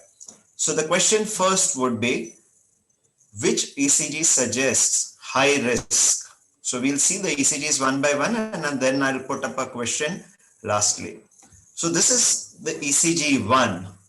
I'll just give you time to go through the part of it, what you can see in this ECG. I'm not keeping the age anything further, but this is the ECG of a first patient. The second ECG of the patient would be, if you can see, is this. Okay. And the third ECG of the patient of hypertension is this. So there are three ECGs that I've put. Now we go on to the question part. So which ECG suggests high risk? The first ECG, the second ECG, or the third ECG? So the time will start now.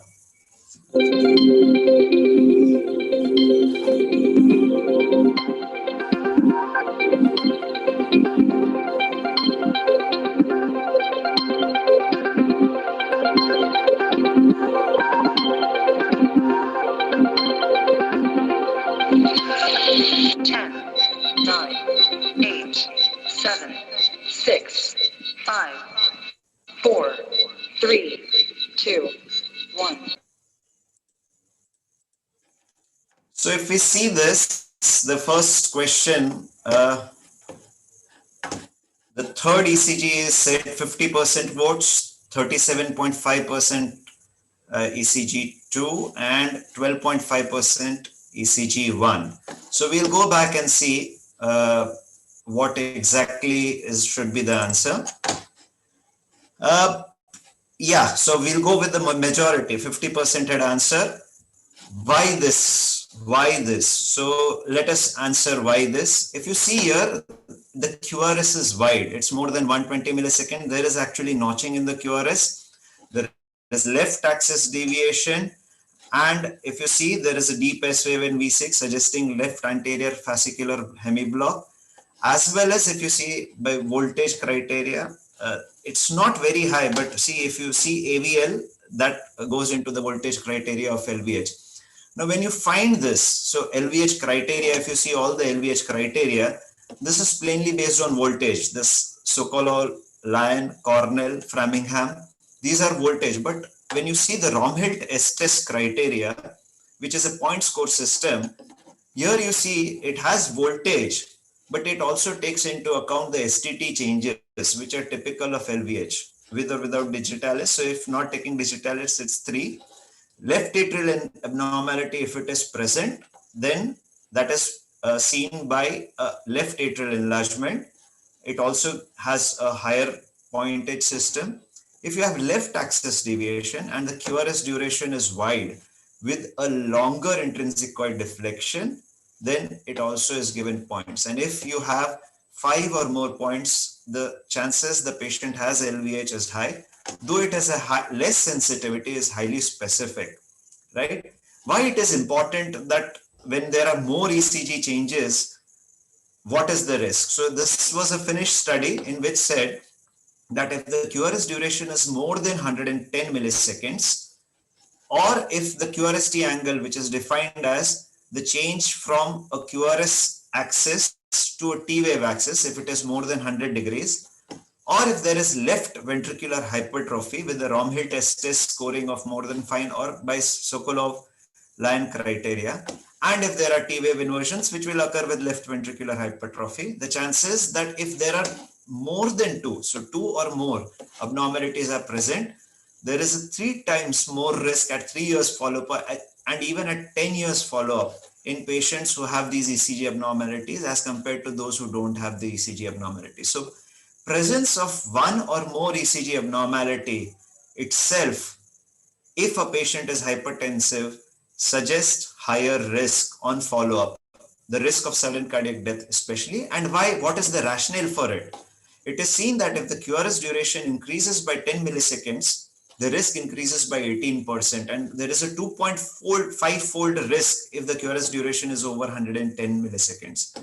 LVH promotes fibrosis and arrhythmias, and it may increase ischemia if the patient has coronary artery disease, and abnormal QRST angle as well as T-wave inversion, if even the LVH is not present, may suggest that there is a chance that the patient is going for hypertensive changes. So now we go in for question number 2. How do you differentiate LVH caused by hypertension from HCM? And this is a common clinical setting that we have. Which of the statement is true? LV end diastolic septal wall thickness more than 15 millimeters and posterior wall more than 11 millimeter suggests HCM. Asymmetrical septal hypertrophy can occur with hypertension.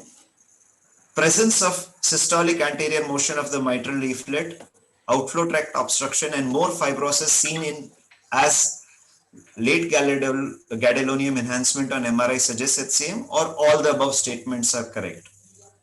So the time starts now.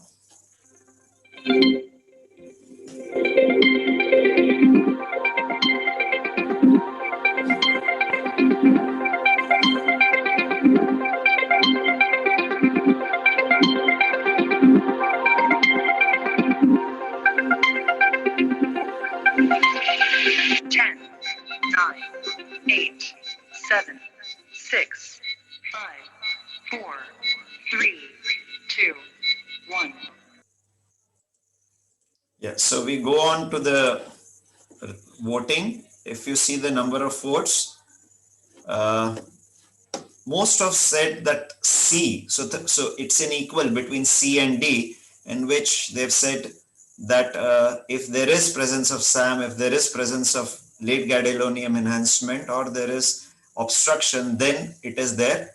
But less have voted for A and B, and D equal number of votes. So we'll see what the answer would be.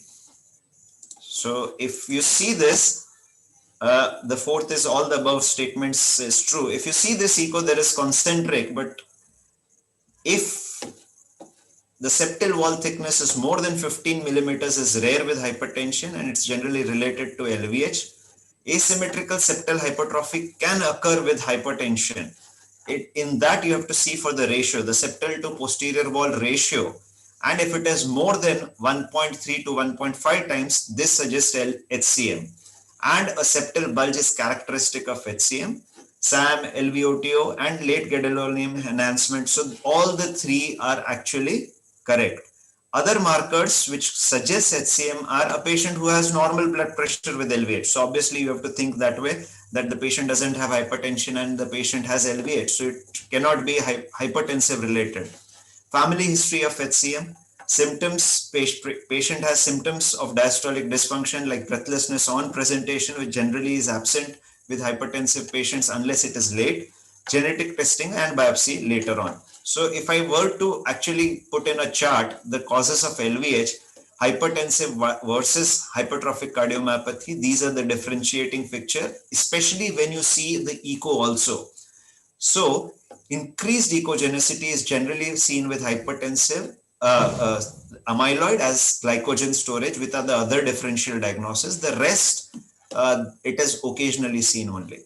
So a normal ECG or LVH by voltage criteria without repolarization changes and regression of LVH with good BP control suggests that it is hypertensive related rather than HCM related. And we have discussed the other markers as well. So let us go to question number 3. Now this is a ECG. I am not giving you the clinical history. You have to just decide based on the ECG. The ECG changes suggests what? LVH with low risk ischemia, LVH with high risk ischemia, LVH with strain, or is it digoxin effect? The time starts now.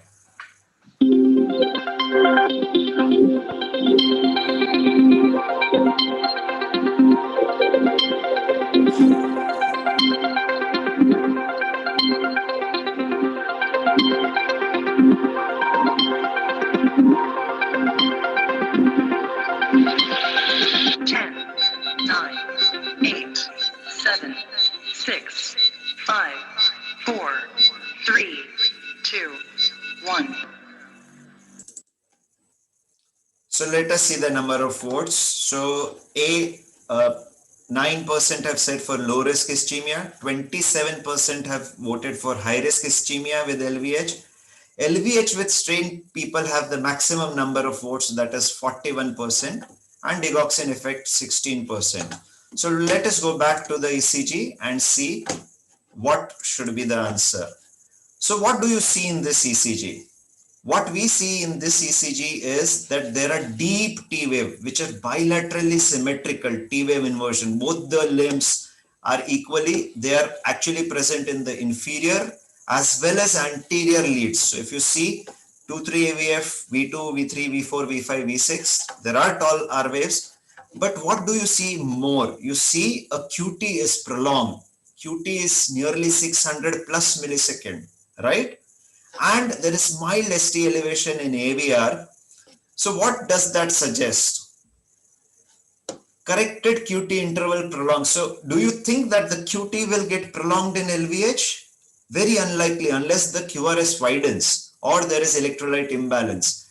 So corrected QT interval prolongations in non-ST elevation acute coronary syndrome, it suggests that these are high-risk patients with acute coronary syndrome, if you see the conclusion of the study. So high-risk ischemia is characterized by ST depression. So this patient did not have hypertension, while the other patient had hypertension. If you see the LVH by the LVH criteria, it's more than 30 millimeter in V1 plus V6. But this patient doesn't have an ST depression, upright or deep T wave inversions, multiple leads which do not obey a territory with ST elevation in AVR suggest high risk ischemia. So it's very important to differentiate ischemia from LVH only, right? The DD with LVH with strain. Now this is a classical patient with strain. What do you see here? See the asymmetry. The initial limb is very slow and the later limb is there, which is slurred.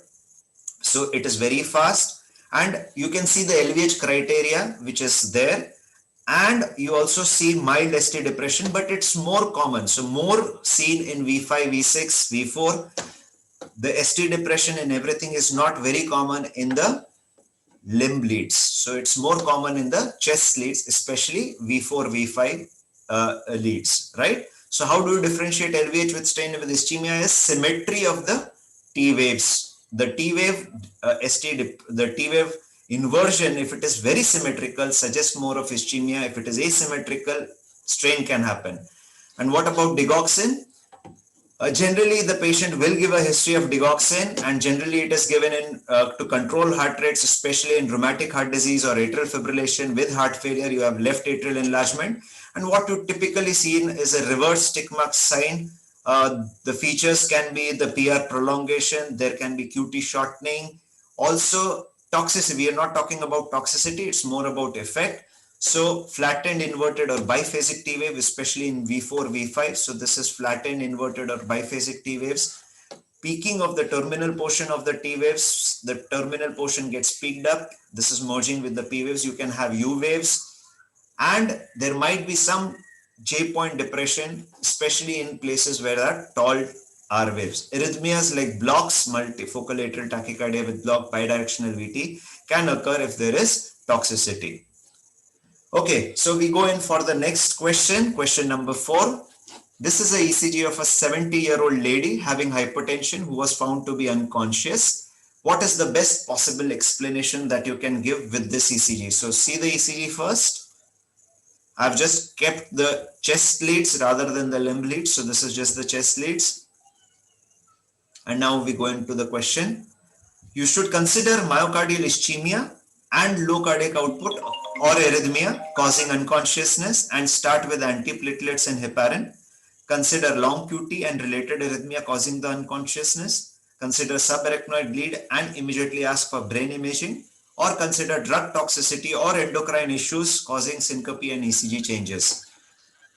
So this is the ECG and these are the 4 choices. The time starts now.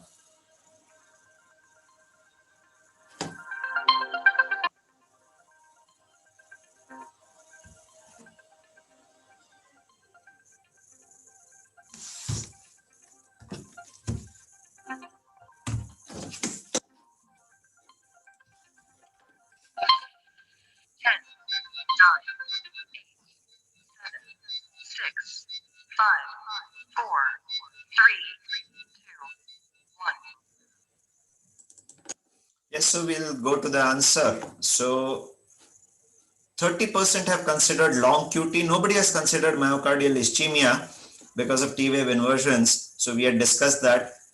60% says subarachnoid hemorrhage and around 8% considered drug toxicity causing the same. So let us go and discuss why do we consider the same. What you see here on the ECG is deep T-wave inversions. Now, you're not seeing LVH by criteria. However, it is not necessary for a patient who is hypertensive to have LVH in all patients who have any complications. Now, when you consider long QT, definitely you should consider, but why should the patient still be unconscious when the rhythm is normal, right? The patient has sinus rhythm now. The patient does not have arrhythmia right now, and the patient is unconscious. So definitely the patient should be considered something else rather than the rhythm. And that should, so even if it is drug, the patient cannot be unconscious with this kind of ECG ongoing, and the patient should have had a neurological event. Now this neurological event can have occurred due to decreased perfusion or a stroke, or it can be due to a bleed. But when you find deep T-wave inversion, sinus bradycardia, you consider raised ICT and subarachnoid hemorrhage, and that's why we choose that option. So subarachnoid hemorrhage can cause ECG changes due to myocardial ischemia resulting from 2 mechanisms. The first mechanism is increased autonomic neural stimulation from the hypothalamus, which does not cause direct myocardial damage. But the second reason, that is increased catecholamine surge, can cause direct myocardial damage by causing subendocardial hemorrhages and myocardial muscle changes, and it can cause QT interval prolongation. So pulmonary edema can also occur, and you can see the echo in such patients. If the echo is normal, otherwise there is no suggestion of any RWMA. This patient, this is a reference which was there. Hypertension accounts for nearly 25% of the cases of subarachnoid hemorrhage, and hypertensive patients have 2-fold higher risk than a normal individual to have subarachnoid bleed. Okay. So now we go into question number 5. Identify the correct statement. Suppose if the prior patient itself prolonged QT is frequently seen in patients with subarachnoid hemorrhage, and arrhythmia is also frequently seen if QT is prolonged. The second option is prolonged QT is frequently seen, but arrhythmia is infrequent even if the QT is prolonged. Third is prolonged QT is infrequent and arrhythmia, however, is frequent if the QT is prolonged. The fourth option is prolonged QT in patient with subarachnoid hemorrhage is infrequent and arrhythmia due to long QT even in a patient with a long QT which is high is infrequent, uncommon. So let us go for the answers. The time. Can you start the timer, please?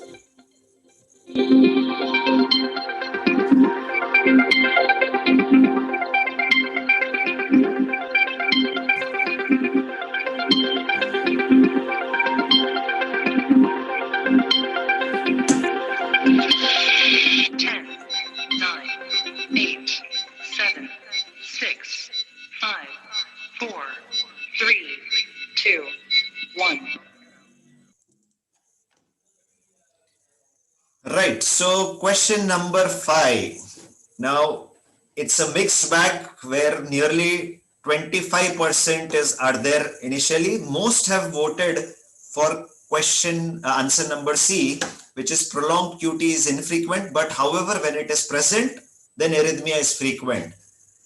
And the least R&D. Now, most of the other answers were correct. This answer, if you go to the data that is available, is option number 4, that is D. Long QT interval is infrequent and arrhythmias are even more infrequent in patients with subarachnoid hemorrhage. So let us see why.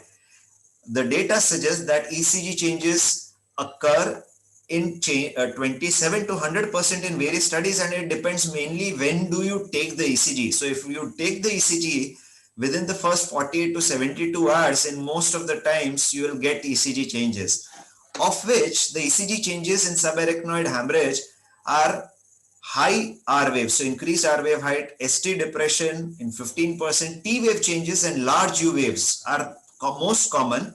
Sinus bradycardia, sinus tachycardia, sinus arrhythmia are seen in 1/3 of patients. However, prolonged QT interval are seen in only 23%, and arrhythmia is seen only if the QTC is nearly 600 milliseconds and more.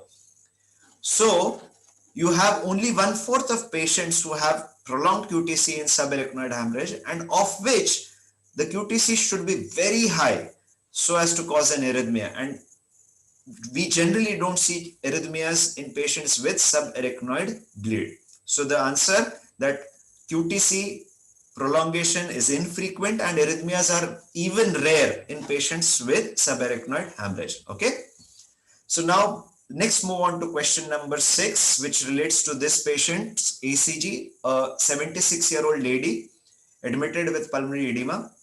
The patient has hypertension and diabetes, and this is the ECG. What is the rhythm?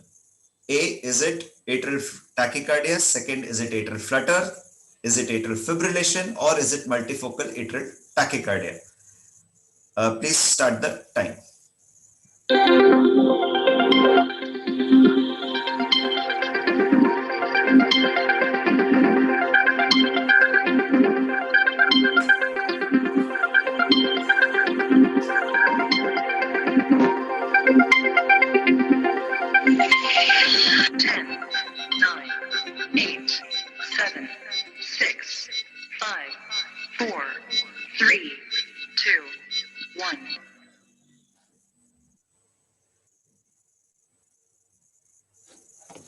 Right, so what I'm getting is 100% C, and I should congratulate all of you to get the answer correctly, that it is atrial fibrillation. Definitely so. Why? Because it's irregular, there is no P wave seen, obviously suggests atrial fibrillation. So AF with fast ventricular rate, there is LVH by voltage criteria, and there is strain. To differentiate with ischemia and digoxin effect, we have already discussed. So it's definitely, you have to keep that in mind. So going on to the same patient, let us go to the question. Next question. the best possible treatment for this patient who presented with this ECG is A, is it DC cardioversion? Is it intravenous amiodarone? Is it intravenous ibutilide? Or you do it rate control by intravenous digoxin? Your time starts now.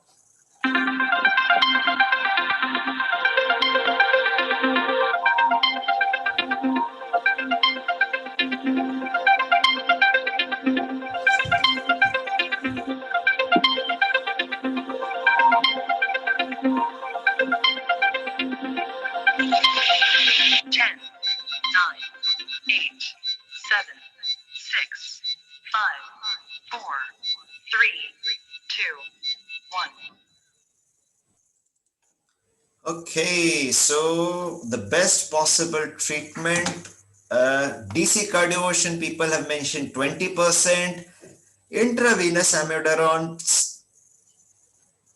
50%, the rest are 12.5 and 12.5. So most of them have said intravenous amiodarone, and we'll see why and why we should actually do DC cardioversion. So a patient who is unstable. Now, what is instability? Instability is defined. So the patient had pulmonary edema. Remember that. A DC cardioversion, as the patient is unstable. So instability is defined by low cardiac output features, acute pulmonary edema, or ongoing chest pain. Because giving IV amiodarone will take some time. It is not immediate. So the patient has pulmonary edema. You want to immediately get back to rate control and sinus rhythm. The best way to do is DC cardioversion. Most of you must have not put DC cardioversion first. A, because you fear that cardioversion can make the patient unstable. Have you ever seen the patient coming unstable? Actually, you do cardioversion to resuscitate a patient, right? So we should not fear to cardiovert even if it is atrial fibrillation. Suppose if it was a VT, you would have said, no, the patient should receive a DC cardioversion. So problems while cardioversion is lack of, the first thing that I would keep is lack of confidence in cardioverting a patient who has atrial fibrillation. You think doing a cardioversion will cause more damage and the relatives will not actually consent giving that, right? So no, it's not the same. You can easily cardiovert such patients. What you need to know is you should at least do a bedside echo if possible prior to cardioversion. You should try to find out the duration of history of atrial fibrillation, and if it is recent, it should not be of much of a problem. The AF can recur immediately, so you should take precautions for that. You should start with antiarrhythmic drugs along, and the chances of thromboembolism. We always think that thromboembolism will occur, but if the patient is going into pulmonary edema and if the patient is going to go on ventilator, it's always good to cardiovert immediately. However, you can start with at least a shot of heparin before you cardiovert. And after cardioverting, how to maintain sinus rhythm in a hypertensive patient. So if there is substantial left ventricular hypertrophy, your drug of choice along with beta blockers should be amiodarone. While if there is no substantial LVH on ECG, you can either give sotalol, propafenone, and flecainide. So all these three can be given, and all of the three are available easily nowadays except dronedarone. But in the long run, if it is recurrent, then catheter ablation can be considered in such patients. So remember, if there is LVH, for maintaining sinus rhythm, amiodarone is the drug of choice. But if there is no LVH, then flecainide daily or propafenone or sotalol or even pill in the pocket can be given to patients. And if it is recurrent with drugs, then catheter ablation should be considered in such patients. Okay, regarding the same patients, the next question would be, which statement is true for the patient? Anticoagulation is advisable for life even when in sinus rhythm. Anticoagulation for 3 months if sinus rhythm is maintained. Third option is anticoagulation should be given 4 to 6 weeks post cardioversion. And the fourth option is anticoagulation is not needed once patient is discharged. So let us see the options. The time starts now.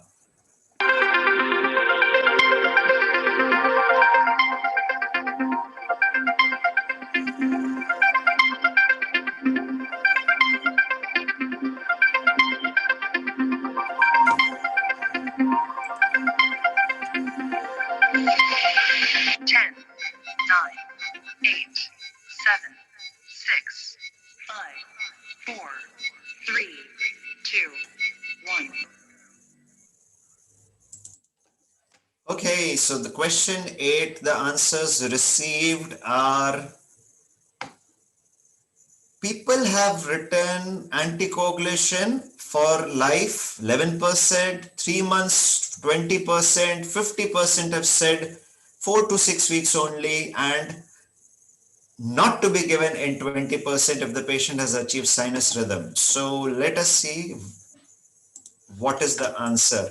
And let us see, and the answer is option A, anticoagulation should be given for life even when the patient maintains sinus rhythm, because the CHAD-VAS score with the given history, that is the age 76, that is 0.2, the patient is hypertension, female, and the patient is diabetic.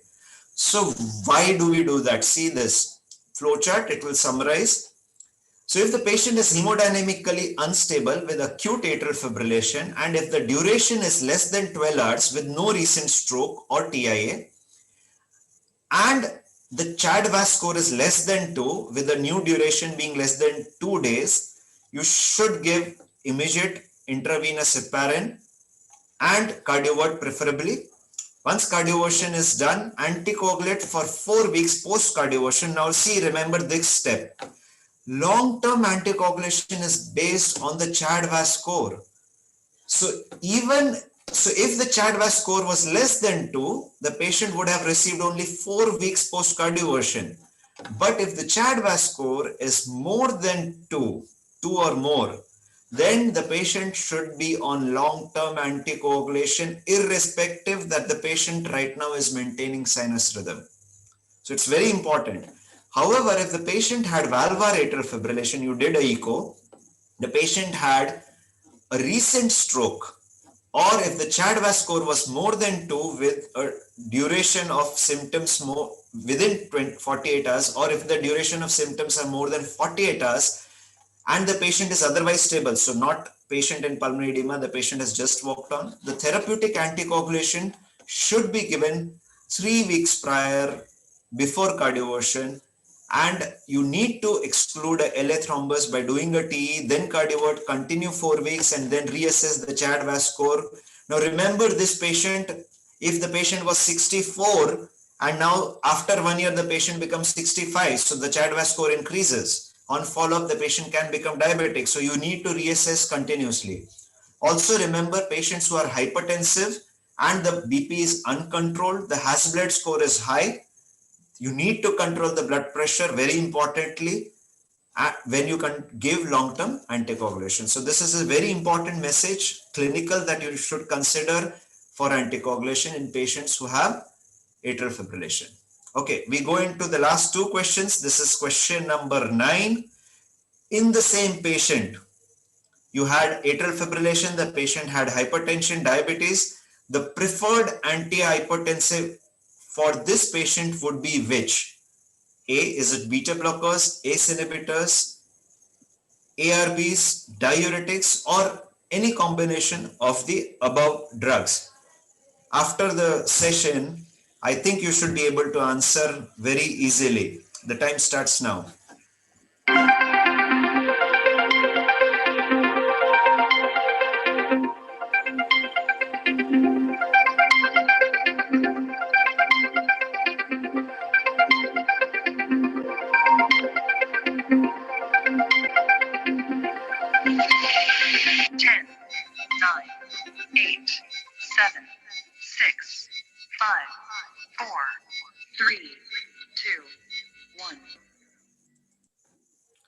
Okay, so the question 9's answer, most of them have returned. So 44% are beta blockers and 44% are going into combination of drugs. Now, if you see this, the ECG suggests LVH, right? So if the ECG suggests LVH, a combination of above. So beta blockers help to prevent atrial fibrillation, but its role in LVH decreasing or reverse remodeling is less, while ACE ARBs are the top-notch drugs for patients who have LVH.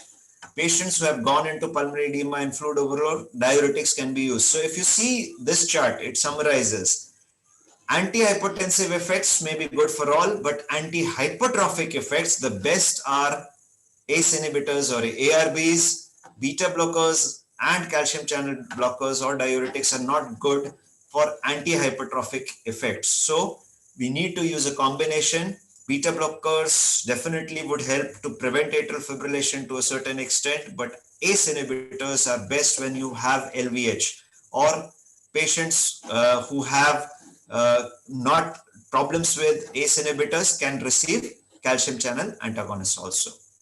So coming on to the last question. So this is a 65-year-old lady with hypertension and diabetes with complaints of giddiness, and she presents with this ECG. The best possible diagnosis is beta blocker induced bradycardia, acute myocardial infarction, hyperkalemia, or digoxin toxicity. The time starts now.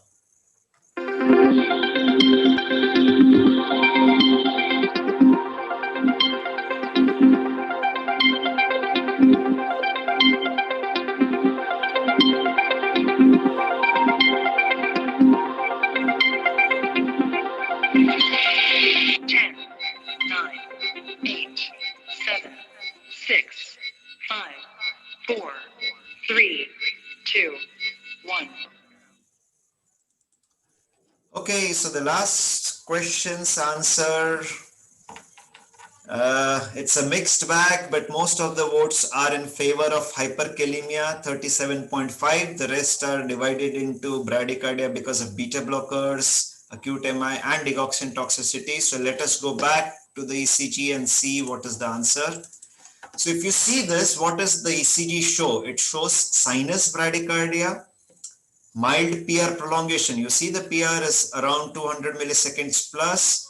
You have QRS, which shows QRS is narrow, but it shows the ST segment is merging with hyperacute T waves. Now, when you have hyperacute T waves in the anterior leads, see, there is no reciprocal changes in the inferior leads. So only just mild T wave inversions are there. So ischemia generally will have significant reciprocal changes, and this patient, the potassium was 6.5. So the diagnosis of hyperkalemia, which is characterized by sinus bradycardia, tall T waves with ST merging with T wave, no reciprocal changes. Digoxin generally causes ST depression, not T wave upright, and hyperacute T waves not possible in drug-induced bradycardia. So beta blockers, it's not possible. So in potassium, based on the levels, if it is around between 6 to 7.5, what you find is basically hyperacute T waves, not much changes in the QRS, and the PR remains normal. But as soon as it starts to cross 7.5, the PR starts to increase, the QRS starts to widen, the T waves are generally upright, tall. But if it is more than 9, then the P wave is hardly seen, the QRS, the ST segment, and the T wave merge, which is the sinusoidal pattern.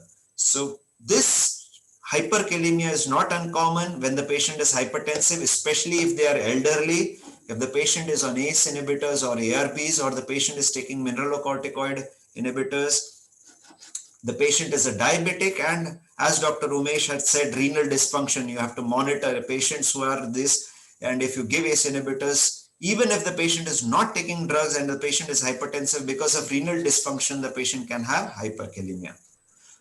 So summarizing, hypertension is a chronic disease, can have multiple organ effects. If not controlled, ECG changes in hypertension occur only in a small percentage of population. Ventricular hypertrophy, myocardial ischemia, intracranial bleed, cardiac arrhythmia, electrolyte imbalance are the changes that can be recognized well on the ECG. Thank you so much. Stay safe. Yeah. Thank you, Dr. Shomu. It was a fantastic ECG quiz, and the explanations what you gave. I'm sure, as you rightly said, you must have really put your input so much, because this is the probably the topic you must have prepared for the very first time, which we Yes, thought, yes, and yes. it was so apt. We're keeping the theme of hypertension and the ECG changes in hypertensive complications.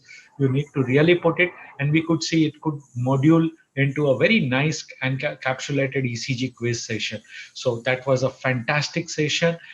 So, Thank you. friends, I'm sure all of you have got definitely a key take home messages from each and every session. We are thankful to all our faculties who had done a fantastic work and given us total capsule of hypertension module in a very useful tips presentation, and I'm sure you are going to take this benefit out of it. Friends, this was the third part, and we are still going to have one more module over here, and I'm sure that will also be a very helpful. I will just give you a glimpse of that. We are going to have on the next Sunday, that is on 29th of November, we will have this session. Again, the same time, 11 o'clock. The module is on cardiology in pregnancy. Again, it's a very useful topic, and the faculty for this, we have Dr. Dayanand Kumla from Mumbai, Dr. Ajit Bhagwat, who is the president of Indian Society of Electrocardiology from Aurangabad, Dr. Gurunath Parale from Sholapur, Dr. G.S. Wander from Ludhiana, Dr. A. Muruganathan from Tirupur, Dr. Uday Jadhav from Navi Mumbai, and Dr. Ashish Nabar, who is going to be the quiz master, and again from Mumbai. So please don't miss out on this opportunity to have it for the next Sunday, that is for. And again, I would remind you that those who are not a member of Indian Society of Electrocardiology, please log into our website www.iacindia.org, and you can download the form of registration and send us along with your credentials and the membership amount to the office address which is mentioned over there, to our postal address which is mentioned on the website also. So we thank you so much. And before we finish, obviously we cannot forget this entire academic activity, which would have not been possible without our academic partner unrestricted educational grant coming from Zydus Cadila, which is definitely giving us a support in carrying out this activity. And I would hand over to the head medical affairs, Dr. Samir Muchala, again a dynamic person who has been always there along with the entire team of Zydus Cadila, Mr. Gautam Ghosh, who has been there. So I would hand over to Dr. Samir Muchala for giving the final vote of thanks. Thank you so much. Thank you, Dr. Ketan Mehta, for your really kind words. Uh, I wish to propose the vote of thanks to all our elite panel today. I think it was a great discussion today, and many clinically relevant point has really come out of the panel discussion and individual talks. My thanks goes to Dr. Sadanand Shetty for his excellent oration on hypertension guidelines, and to Dr. Anuj Maheshwari for the excellent presentation on hypertension. We had a great panel discussion, and my heartfelt thanks to Dr. Ketan Mehta for moderating the panel discussion on hypertension and comorbid condition. I think he has ensured that the key messages were percolated to our esteemed delegates, and this could not be possible without the valuable contribution of the panelists Dr. Umesh Khanna, Dr. H. Prabhakar, and Dr. Mangesh Tiwaskar. Last but not the least, the ECG quiz is always the store stealer of every academic meet, and my thanks goes to Dr. Shomu Bora for having presented the slides in such a way that virtually also diagnosis and management becomes and seems so easy. So thank you very much for all. I am happy to announce that we had around 702 doctors across India who have attended today's webinar. I thank you all for sparing your precious time on this Sunday morning and also supporting our Indian COVID patients. Before we sign off again, as already alluded by Dr. Ketan Mehta, we'll again meet next week at the same time for an innovative piece of discussion on cardiology in pregnancy. Thank you very much. Stay healthy, stay safe, and God bless each one of us. Thank you.